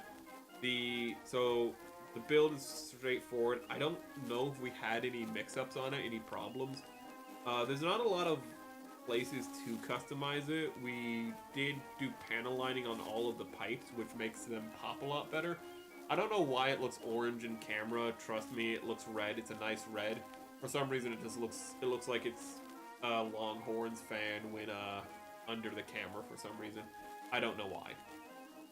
Anyways, horns down. Sorry, my brother taught me that. Apparently Longhorns fans hate that. Because they always go, horns up, horns up. So when you see a Longhorns fan, you just pass them by and just go, horns down. And you just keep going. Is it petty? Is there no point to it? Oh no, there's a point to it. You piss off the Longhorns fans. And you know, pissing off Longhorns fans is almost as fun as pissing off Ohio State fans. God, it's really satisfying pissing off the most arrogant schools. That's not the point, though. The mold is pretty simple and straightforward. It's kind of weird, because, like, everything is good about this, but nothing is great. So, like, I almost want to say, like, it should be a 4, but, like, I'm kind of thinking about it. Like, I feel like overall this thing is kind of like a 3, because there's nothing exceptional about it, but at the same time, the Jagd Doga is kind of straightforward, so like, I feel like it's kind of weird thinking about it, like looking at this. It looks pretty good, it stands up pretty well, you can have it have a big ass gun, which is somewhere. It has like a big Gatling gun effectively, or it has this nice beam saber and a shield. looks pretty nice. It kind of holds the shield a little weird because it's at that stage in Gundam where like they don't really have a great where it just plugs directly in. So also I don't think it's not really compatible with other mechs unless they have another plug-in mechanic with shields. The shield is pretty round as well, so it doesn't really fit too, so it can kind of get in the way of posing it, so sometimes you're just better off without it. But last thing in the gimmicks is the funnels can come off and you're actually given pipe, and you can cut the pipe to length. It's clear piping, and you can plug the piping in and have the funnels flying around them, so you can make it really customizable. However, once you've cut the pipe, of course, you're stuck with that length of pipe, so just be aware of that. But yeah, you can have funnels flying all around it. I don't do that because that's too much work for me. That's too much. I have to figure out. Listen, chat. I nearly had a conniption fit trying to figure out how to make a thumbnail for this video, and I ended up just copying Shag Mommy. I'm gonna be completely honest with you. I was like, I don't know how to do a thumbnail for this, and I was like, I'm just gonna put models on one side of me on the other. Sorry. I'm sorry for being a dirty thief, Shag Mommy. Ooh. Anyways, it looks really good though. I love this model. Like, I feel like it's, in all honesty, like a 3 out of 5, but it's really good and it's really satisfying. Like, if you're a fan of Char's counterattack, also, it's just gonna look nice to complete the collection. If you're not the biggest fan, or you're not, like, you don't want to own both Jagd Dogas, I'd say figure out which Jagd Doga you prefer, and just buy that one. If you prefer the teal one or the red one, because they're gonna be the same mold. I have not built the teal one, but it's the same mold, for God's sakes. Like, one has eyes on it, and those are stickers. I'm sorry, Mommy. Please don't unleash the unspeakable horrors of the world. Okay. And next, I don't know where this is. I'm gonna be frank for you. I have no idea where this is. I have the shield, and it's broken. I don't know how the shield broke. I just know the shield broke. Do I know where the shield is? I don't know anymore. I got the shield out. I've lost it. I don't know where it is. This is the biggest piece of shit I've ever built. If the Nightingale is the best Gunpla I've ever built, this is objectively absolute shit. I don't care how common it is. If you see it, don't touch it. Building it, it's not bad, but there's nothing to write home about it. It's crap. Like, you don't really get a sense of fulfillment from it. The mold is fucked. I'm sorry for cursing, but the mold is just, no. It is, like, I think it might be 18 meters tall. It is not the same height as the Nu Gundam. It's shorter than the Nu Gundam, if I remember correctly. They don't even have it. It is shorter than the Nu Gundam. They don't even have it be the right size. It's the wrong size. It's literally as tall, I think, as a normal Gundam. At best, it's as tall as a Mark II. They got the size wrong. It is just lacking in detail. It feels anemic. The fin funnels, like 4 out of 6 of them don't even come off. So you can only have 2 funnels off at a time, and it's the end funnels, which kind of looks awkward to have both of them off. Having one of them off, it's like okay, but like it kind of is just like, it feels like it'd like make more sense to like have like maybe 2 off from one wing or 3 off from one wing, and then like have 3 on the other one. You know, make him look like Sephiroth or something. No. It's just his feet. I hate his feet. I can't believe I'm saying this. I hate his feet because his feet cannot become non-perpendicular to his legs. He cannot angle his feet. He is a space mech that cannot angle his feet to go downward. So you cannot. So whenever you pose him, he looks like an old Dragon Ball. He looks like a '90s Dragon Ball Z figure where he's just flat-footed mid-air. He looks so stupid. It's trash. It's garbage. If you see this, only buy it if you want to burn it. It is the worst thing I've built. I would say it is worse. It's not as bad to build as what Shogmami showed the God Gundam is. But I'm gonna say, the God Gundam, at least when she was done with it, she was like, it's good to display, it looks nice, it has funky hands. This has no display quality. Because it's the wrong size. If you display it next to, like, the Nightingale, it looks stupid. It looks tiny and stupid. There's nothing to do with it once you built it. You can't display it because it just doesn't fit with anything. It's trash. This is the worst thing ever. Like, there is a reason every time I bring up the Hi Nu Gundam, I shit on this build. Because the build is awful. I hate this build. This build is a 0 out of 5. It's just, don't touch it. Okay? Is it actually objectively a 0 out of 5? No. But it's garbage. It's trash. It's just not worth it. Especially because there is a better alternative. And that better alternative, we're not even going to finish, we're not even going to go to gimmicks. It's the real grade. The real grade is the better alternative, chat. Okay? I am missing a funnel. Just ignore that. Just ignore that it's missing a funnel. I don't know where it is. I'm stupid. I thought it was right here. It's not. And I didn't realize until like 2 minutes start from stream. Is that someone sneezing, or is it someone trash? That was somebody sneezing very loudly, but that's their issue. This, I don't know how to display it. He has a bird on his back. Can we just personally appreciate that?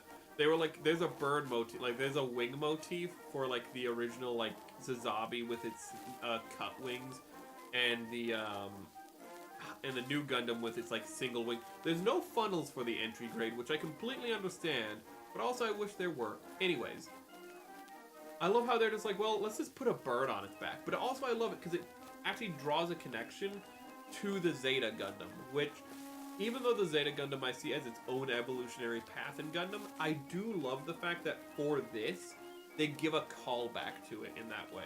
That they have the, I forget what the Zeta Gundam has, because I have it transformed. But it does, like, the Zeta Gundam has a back fin. So I do really appreciate that, and you can make it straight, like the Zeta Gundams. That's really cool. I'll headcanon that someone was just saying, trash, I'm the trash man, that belongs to the trash. But this, it's pretty peak. Except for one thing, and we're gonna get to that. Because I've never encountered this issue in any model before, and it happened twice in this model, which is ludicrous. This guy's extra dusty because I was spraying a model and some of it got on him, but like it was gloss, which you might think like shouldn't that make him like easier to dust? No, because he got excess spray gloss. So what that means, chat, is that he has a bunch of like little gloss particles on him, and so the dust just glues to him and connects to him, and it is very hard to clean him with all of his little details. It's awful. If it makes you happy, the Hi Nu gets destroyed in Gunpla Builders beginning. Was the first ever anime appearance. Oh my god. I will say right now, I've seen that there is a Gundam Builders version of it, and the Gundam Builders version of it appears to be almost entirely the same mold, just a little updated in the upper waist. Don't get it. For one thing, I didn't talk about this, the legs are also crap. The legs are so undetailed and just underwhelming. This guy? Okay, look at these legs. These legs are only matched by the Sinanju. This thing is all legs. This thing's legs are nearly comparable to a Master Grade's legs. This thing is insane in its design. Like, I cannot begin to tell you, chat, how amazing this thing is. I'm blocking its body, but like, it has so much detail. The color separation is beautiful. There's, under its skirt is highly detailed. everything about this is peak. This is like the best high grade, the best real grade I've ever built. Like, I feel like the only thing coming close to competition is the wing. However, the wing has nothing compared to it in competition. And I've seen this available in a few places, so availability-wise, for real grade, it's pretty available. Like, I'm gonna say it's a 3. Like, real grades are never very available in general. It's not like a high grade.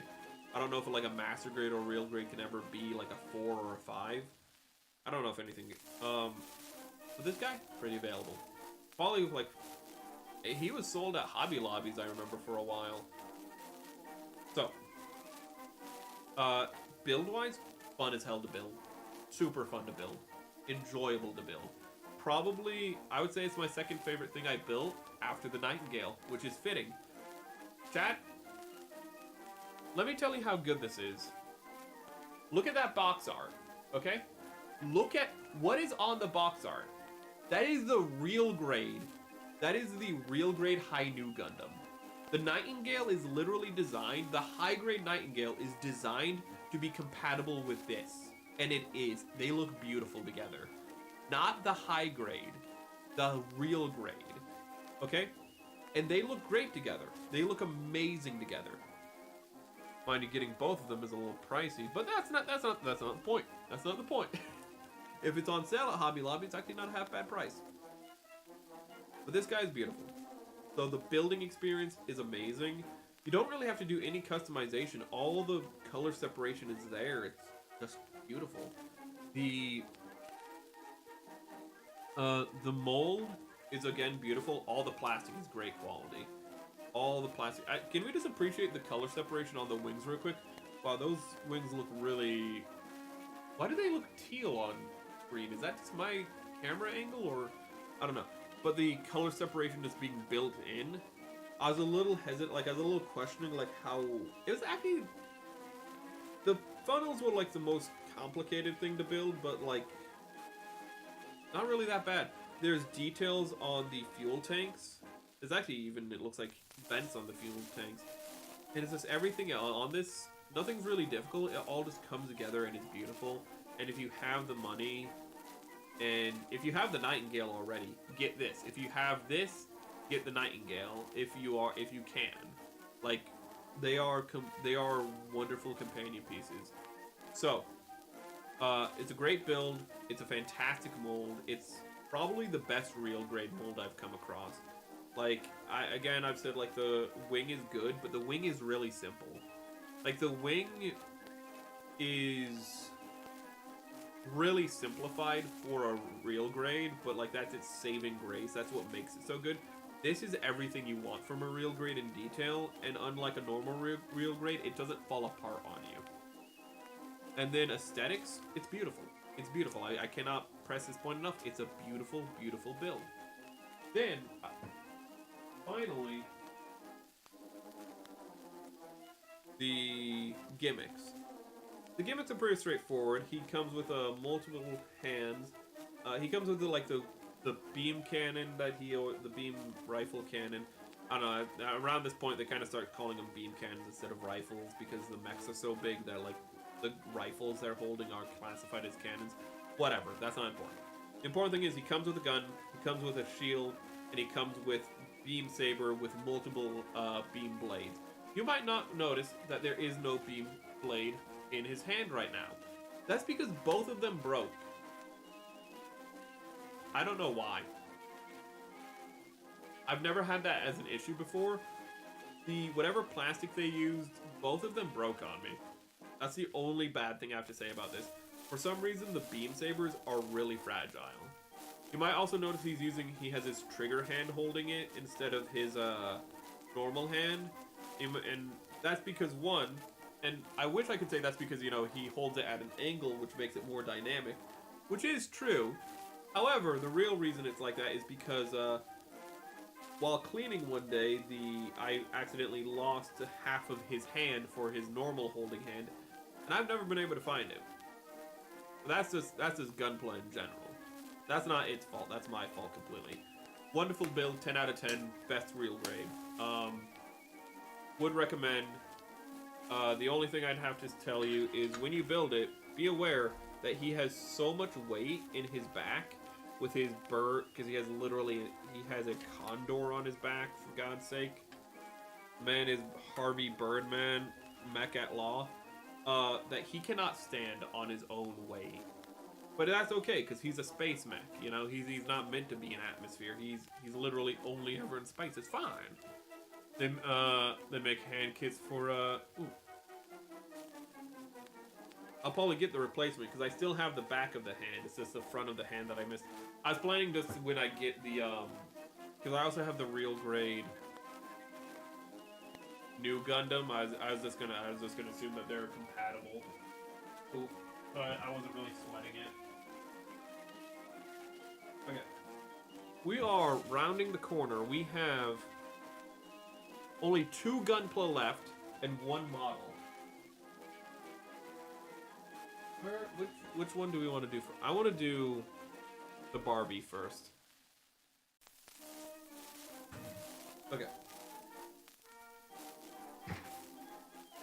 Now, I don't have a lot of experience with master grades. Actually, I think these are the only 2 master grades I've built. Well, no, these have to be the only 2 master grades I built, so...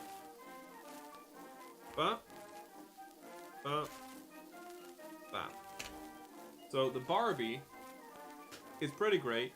Amazing color separation just built into it, first and foremost. Let's just get that out of the way.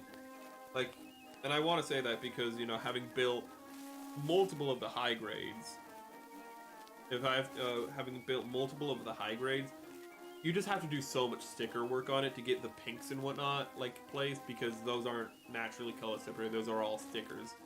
This guy just has, like, transparent plastic, like, colored transparent plastic. Looks great. Absolutely amazing. He doesn't have articulated fingers, but I think that's fine, because he has good enough hands. He has a kind of claw, he has, like, a kind of witch fingers a little bit, you know, little clawed fingers, which, of course, he does because he's the Barbatos.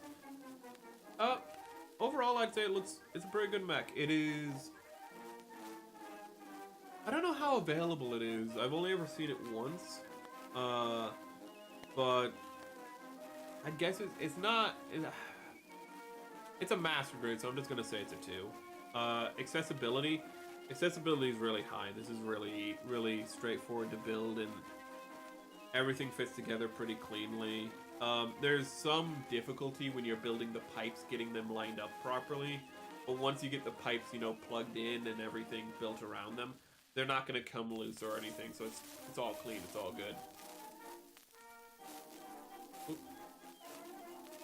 Yeah, it is really good. It's just, I mean, the thing is though, that, like, this was my 2nd master grade ever built, and so, like, it's really, I would say it's actually really builder friendly for on that.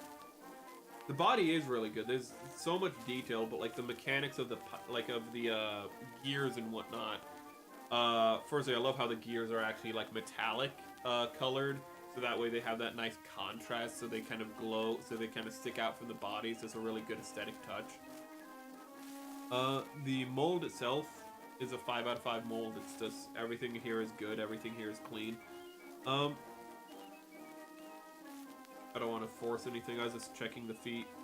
But it is as flexible as you'd want it to be. It's great. I don't know if I can really... The aesthetics, again, are beautiful. And the gimmicks, it has all the weapons. It has the big mace, it has the big sword, it has the big gun, it has all the gimmicks that you'd want from this stage in the Barbie. It's pretty good. I can't really rank it, though, because I haven't built a lot of master grades. I mean, all I can tell you is, like, in general, it's at least a 4. It's probably a 5, but I can't really tell you because I don't have a lot of frame of reference. Ooh. And that's going to be something else that's going to reoccur with the next build. I'm just going to tell you my experience with it, but I can't really give you a meaningful comparison ranked up. I just don't have enough frame of reference. Sure. Cool. And that's this. Let me stop having a stroke for a minute. That is the Master Grade Zaku. This is pretty available if you're in the States because it's just Hobby Lobbies. I've been holding on to them for a while. I think they're still keeping them in stock from what I've seen. Still holding up after 3, that's pretty good. But this guy is amazing. You can really feel, if you've built a lot of Zaku's before, you can actually see how this Master Grade has influenced Zaku's in the high grade line moving forward. From Gundam the Origin Zaku's to the most recent high grade, I'll get it out.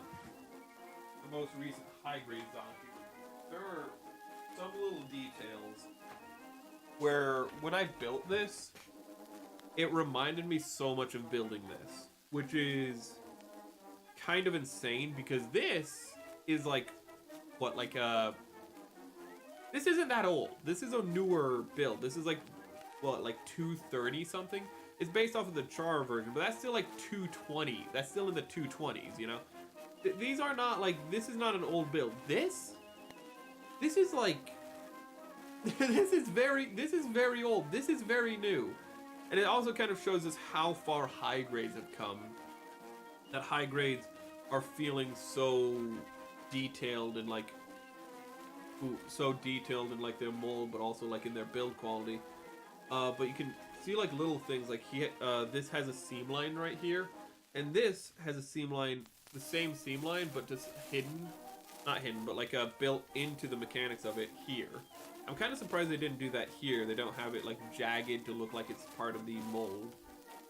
But there's like so much little detail. There's a fun little cockpit gimmick it has, which I'm not going to say because Shog is going to be building this, and I don't want to spoil that.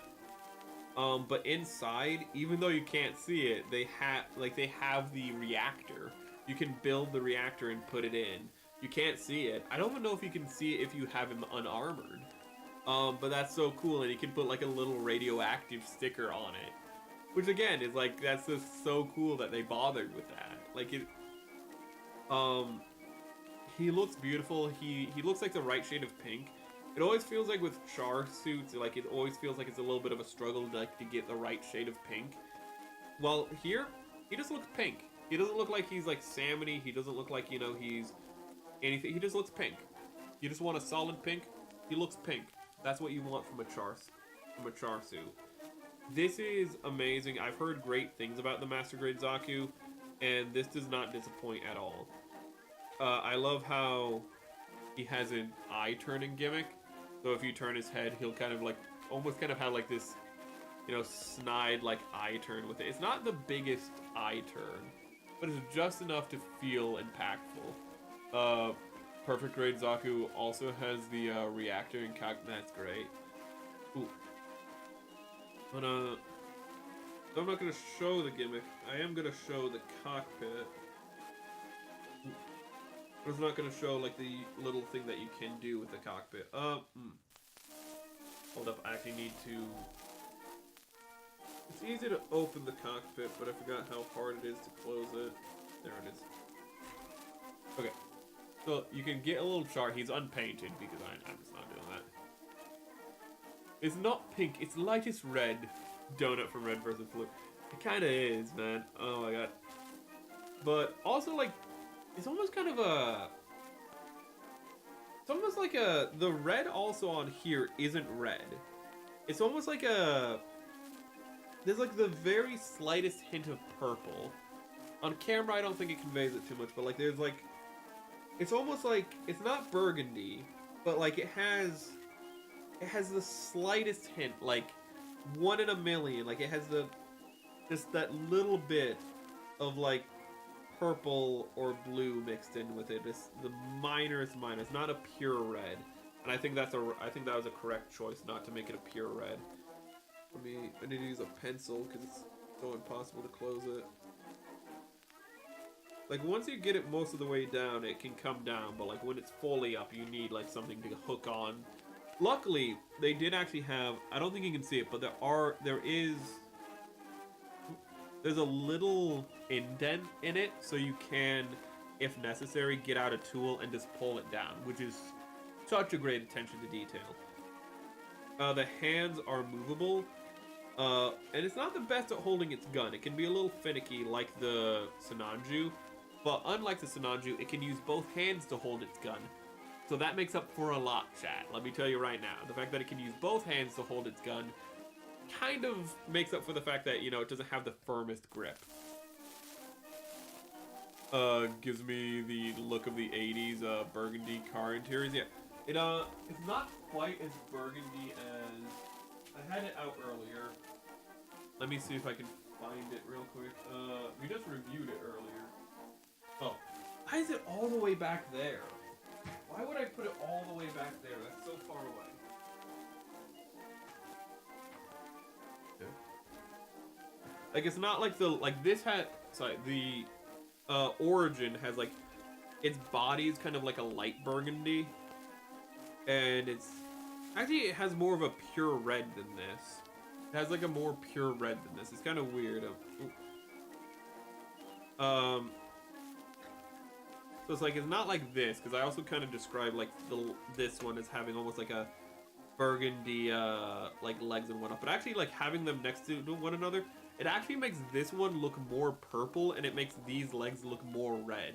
Which is kind of surprising because like by itself, it didn't really look that purpley to me. But like having them side by side, it's really looking purple having this part right, like having them side by side, which is insane. Because again, if you take it away, it's one of those things where it's just like, by comparison, you see the difference more. But, for his gimmicks, he has a heat hawk, and he has a gun. He doesn't have a rocket launcher, I think. I'm pretty sure he doesn't, which is a little disappointing. For some reason, I think the perfect grade Zaku, and also, like, they just give him the gun and a heat hawk. I don't know why, like, all the high grades always have... But the high grades always have the bazooka. Not the master grade, and supposedly... Well, it said, at least I haven't built the perfect grade Zaku, but it says that it only comes with the machine gun and a heat hawk. It makes no mention to the rocket launcher. Maybe it does. He has a nice toe bend. Good mold. This is just really good. Like, for its age, this is amazing. Like, I've heard horror stories of, like, old master grades. But I've also heard how this one's just amazing, and this guy really is. Everything on him feels so firm. Like, these shoulders could have been loose as hell. They're not. They're firm, but they're not, like, they're exactly as tight as you'd want them to be. Every joint is as tight as you'd want it to be. It's class. The only difficult thing is the pipes, putting the pipes on. However, if you've built the real grade, it's pretty much like building the real grade, but not as much of a pain in the ass. It's still a pain in the ass, because you still have to lace all these pieces on it. But where the real grade is just the most meticulous thing ever, this is just meticulous.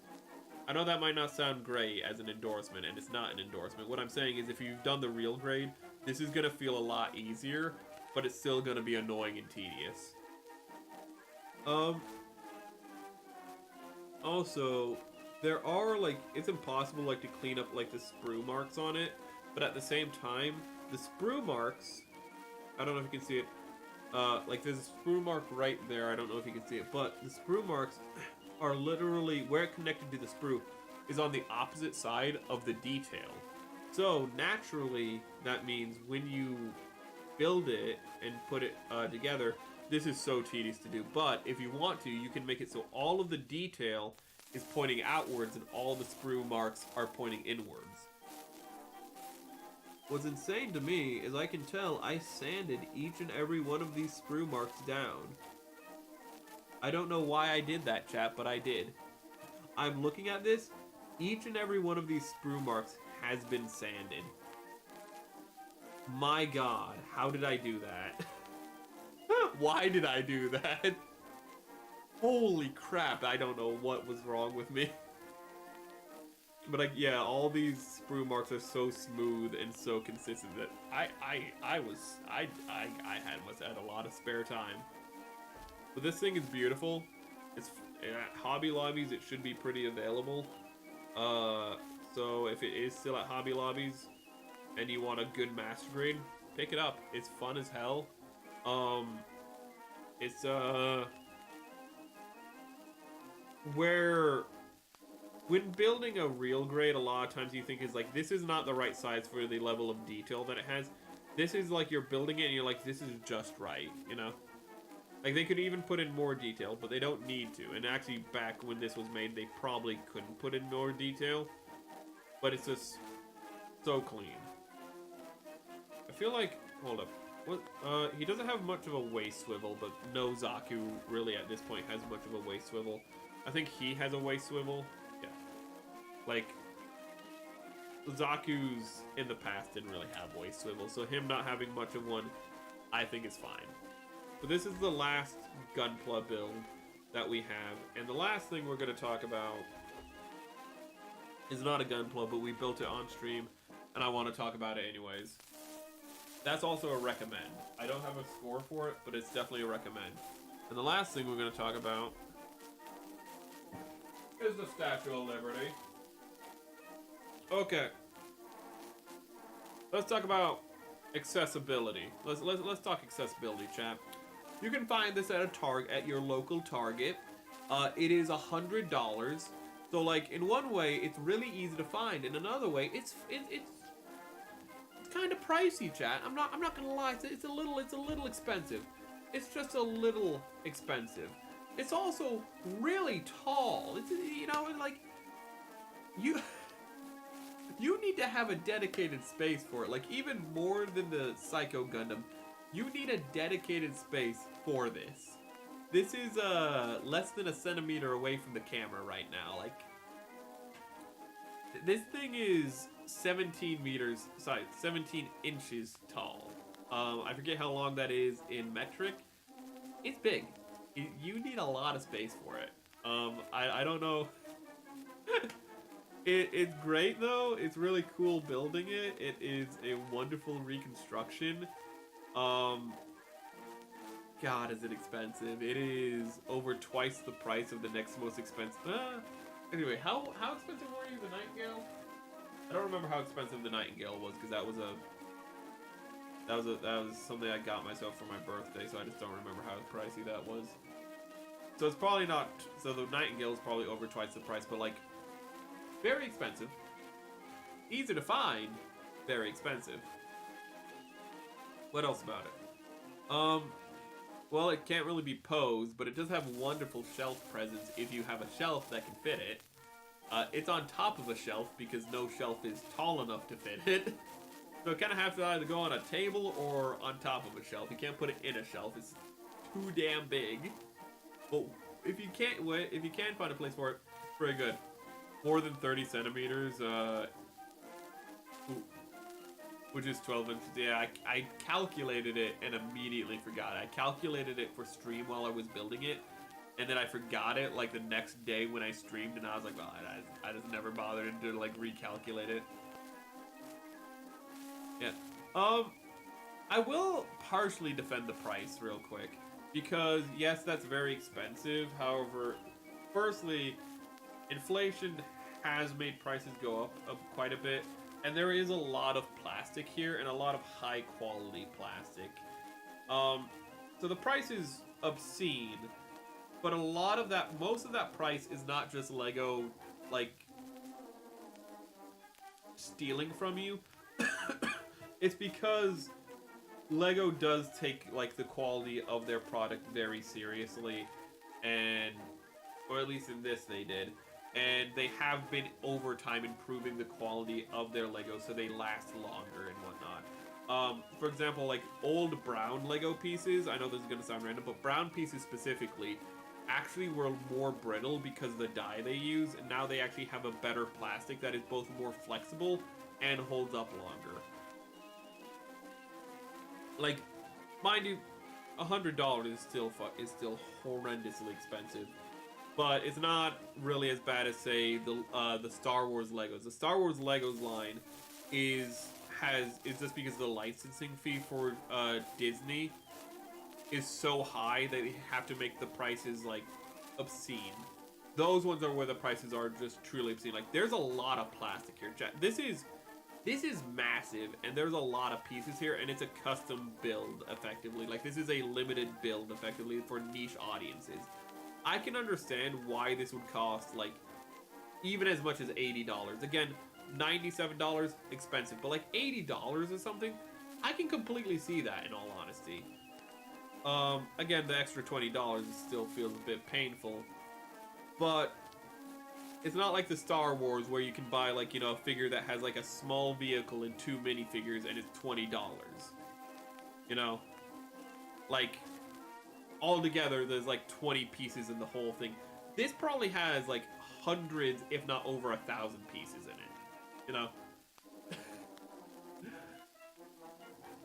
Really, the message of the day is screw Disney Star Wars. They're the real evil ones. Again, not saying this is cheap, this is freaking expensive, but compared to other things that Lego makes, this is almost more reasonable somehow, considering everything when you think about, like, behind its build, and it's kind of funny how it's just literally the back of her head right now. Okay. The mold quality is amazing. The Legos here are all really high quality. Things are fitting together with less than a millimeter of clearance. And what I mean by that is that there are things that are not plugged into one another. Like, I'm going to take the knee. This knee has, I'm pretty sure that's less than a millimeter of clearance, so that there's no gap to make it look bad. But this leg right here is not, you can see because I'm pushing it a little, is not connected to the body. And that's really clean. So the people who designed this really did a great job at it. They did a fantastic job at it.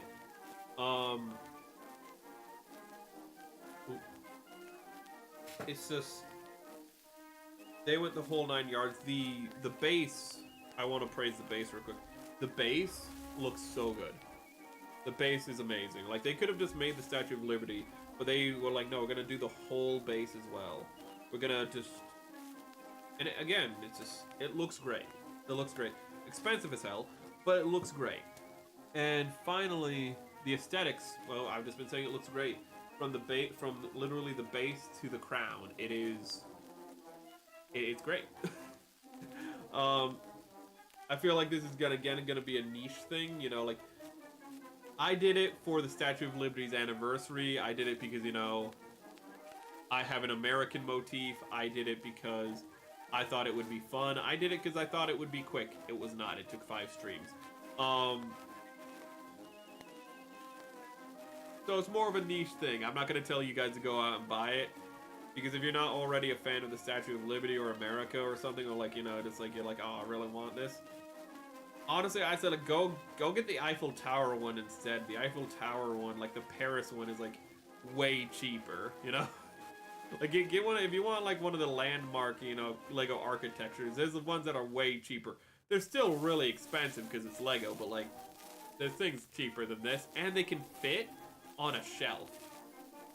There's a lot of others in this series that look really nice. Yeah, a lot of them look nice. You have the Pyramid of Giza, and it's not the Pyramid of Giza today. It's supposed to be the Pyramid of Giza when it was finished. So instead of, like, being sandstone, it's all white. It's like a white pyramid with a golden tip. Like, it's meant to recreate what the pyramid would have looked like when it was freshly finished. Looks amazing. They have the Taj Mahal, which I think is even more expensive than this. Again, looks phenomenal. Pricey as hell, but holy crap.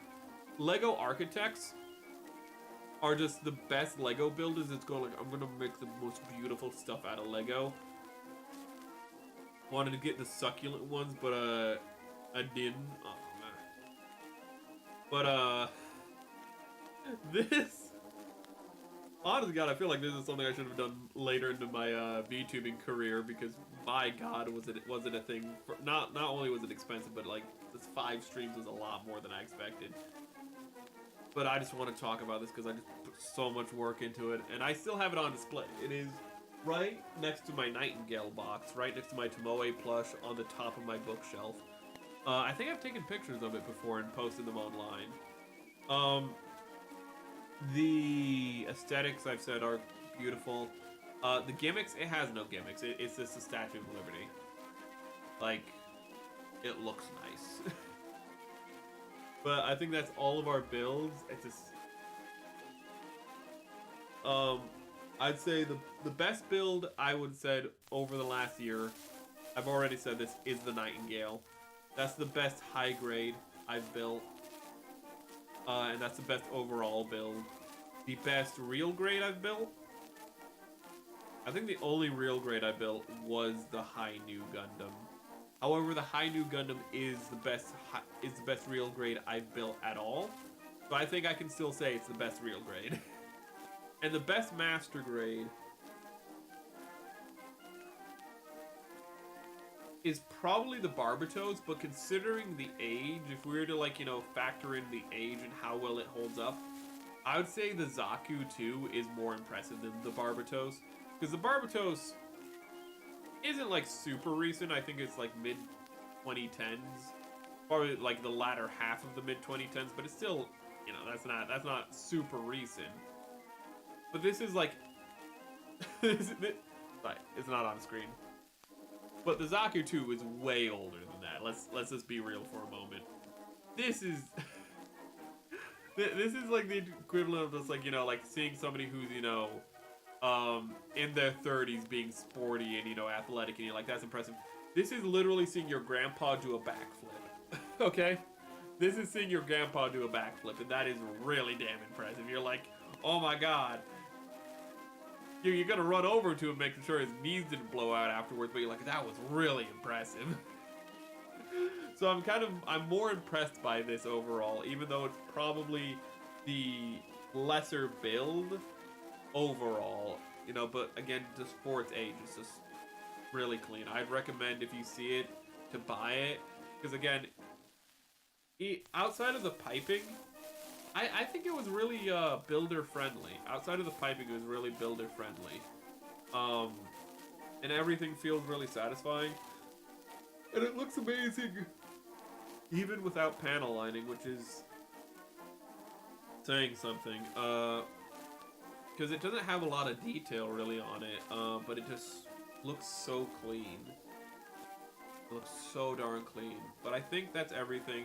There's technically, I could, like, review an ATS tier or something, but that build went terribly. There's, like, one or two things I could review, but when I didn't bother getting pictures. I just remembered, I have a tier list. I don't know if I should bother with the tier list. Do you think I should bother with making the tier list? It's completely subjective, but, like, I remember that I had a tier list set up. What do you guys want me to... It's fairly late, so I could go either way, but I just kind of remember that I have that set up. Let me actually... I'm really gonna hope this works. Well, actually, I'm gonna leave that on screen for the time being. Oop.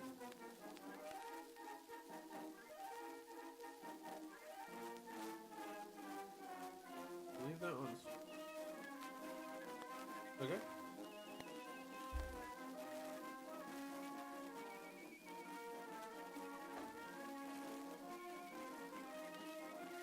Sorry that I was in connection.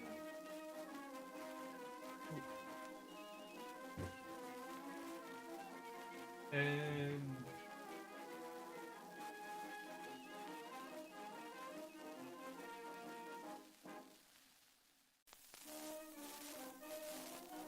that away real quick, and we will. Where is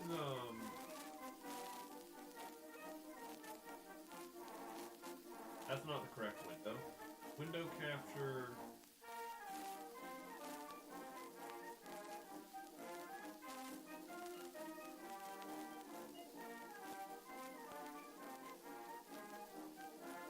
Okay, I don't know how. There is.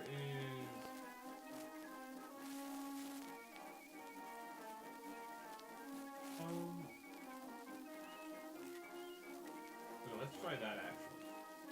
And we will turn off. Oh, let me.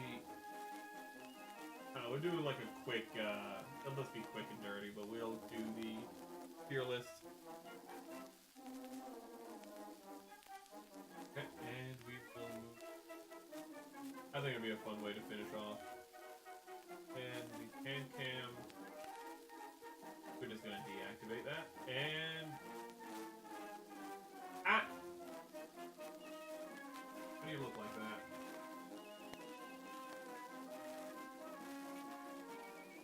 Jeez.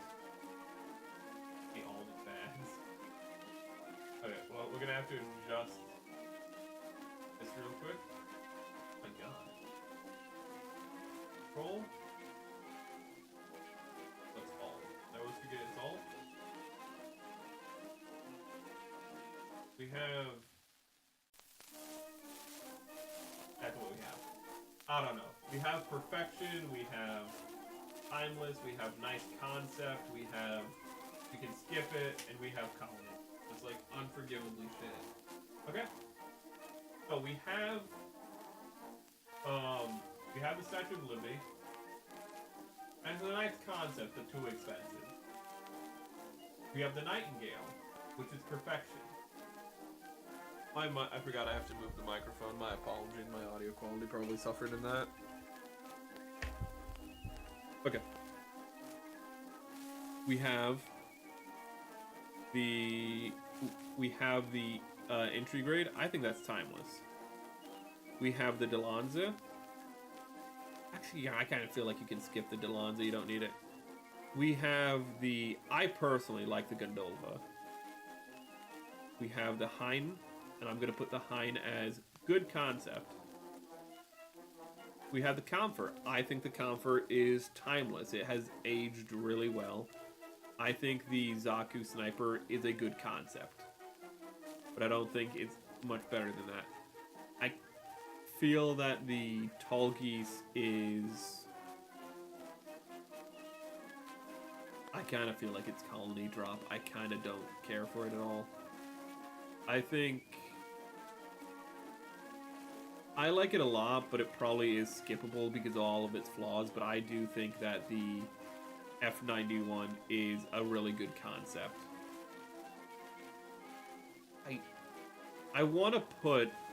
I really want to put the Gundam the Origin in perfection, but the whole thing I talked about it was the fact that it's not perfect. Was the fact that it's almost perfect, but not. So I don't really know where to put it. I'm gonna put it at the top of the timeless for right now. Then we have the Gundam Deathscythe, which is a nice concept. It's well executed. We have the Jagd Doga, which is kind of skippable if you're not really into it, but it's still very nice. We have the Gym Sniper too, which is, I think, a nice concept. I don't think it gets to timeless, but I think it's really good for what it is. We have the Dijeh, which I think is, you can kind of skip it again. We have the Stein, which I think is timeless because it's very good, and I think it's a good build whether you like it or not. We have the Hi Nu high grade. It can die in a fiery pit. It can have the colony drop directly on top of it. That's not good enough. We should just go full Gundam After War. Just go full After War Gundam X on it. Just drop all the colonies on it. It deserves no less. Okay, and then after the 15 years when the biosphere has recovered, drop the rest of the colonies on it. That's what you do, chat. Then we have the Livelance. I feel like the Livelance is pretty much, I kind of feel like it's perfection. It's so goofy, but also it almost feels like sincere. It's just like, we know what we are. We're the Livelance heaven. And it feels so clean for that. Like, I really appreciate what it is. So I think I'm gonna put it right there. I think it's kind of perfect for what it is. I think it knows what it wants to be, and it's okay with it. The Bugu is... I don't really know where the Bugu is. I like the Bugu, but I don't know if it's really timeless. It's kind of okay. I like it a lot, but it's kind of just there. I feel like the Gundam, again, these are all subjective, but I feel like the Turn A Gundam, again, really good build, but I don't know anything that makes it, like, timeless. Anything that makes it, like, stand out. The Psycho Gundam, for me, I'm just gonna put that on Colony Drop. It's not a Colony Drop, it's not actually that bad. It's just not real. I just don't find much use for it, really. It's just more of a personal thing. And is the Heavyarms timeless? Absolutely not. But I like the Heavyarms. We're gonna put the really it's here. We're gonna put Zaku in the timeless because it has a lot of gimmicks.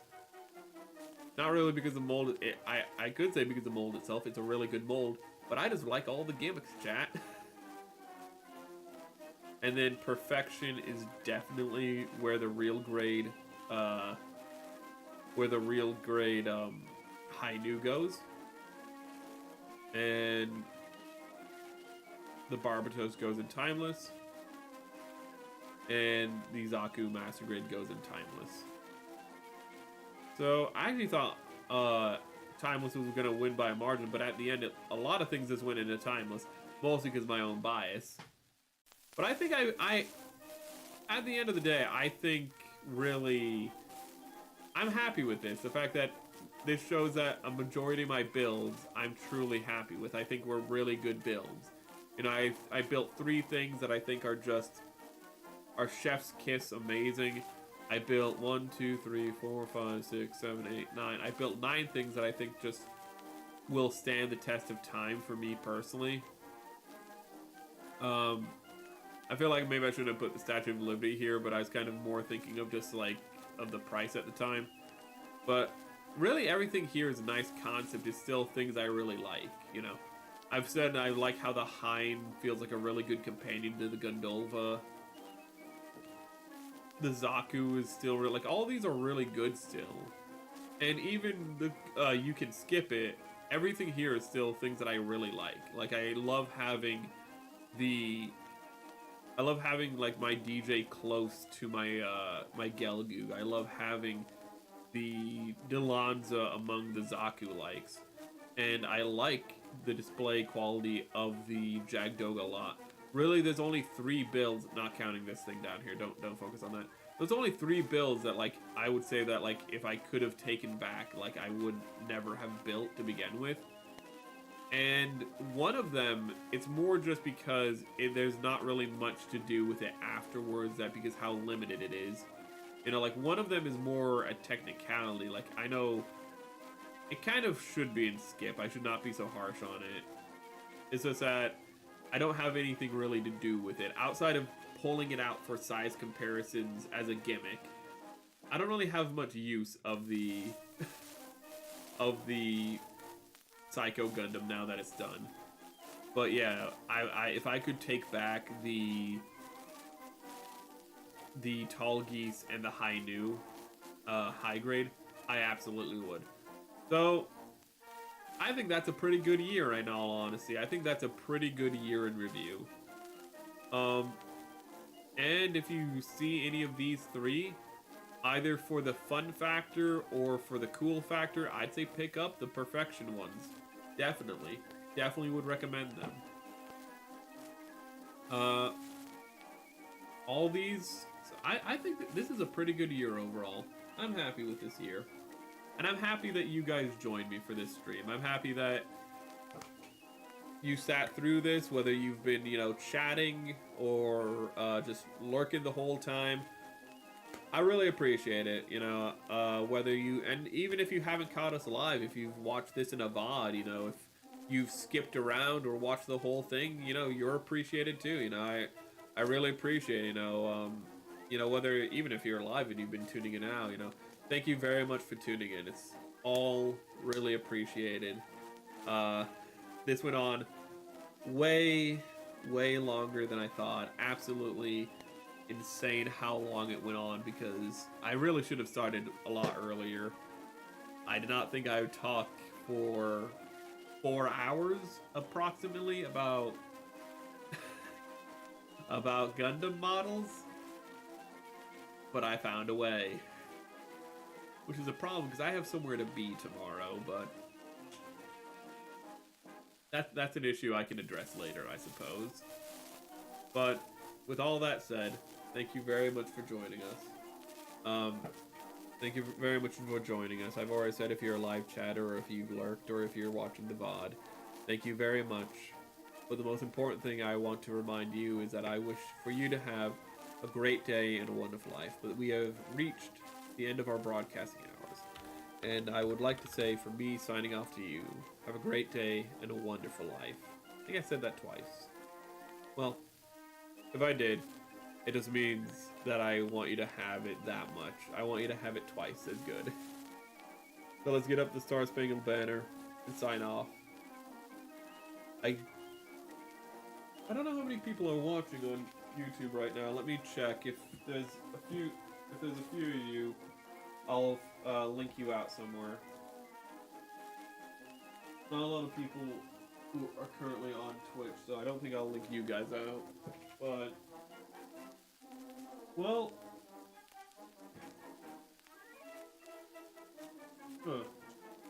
give me one moment.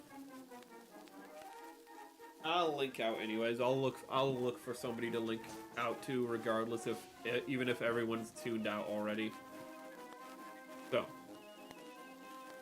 let me see. That's YouTube Studio. Who to link out to? I linked out to Pip already yesterday. So doesn't seem like a lot of people are streaming right now to link out to. That's frustrating. Well, that's actually kind of disappointing, so I think I'll just leave you guys with the Star Spangled Banner instead. Sorry about that. But have a good one, everybody.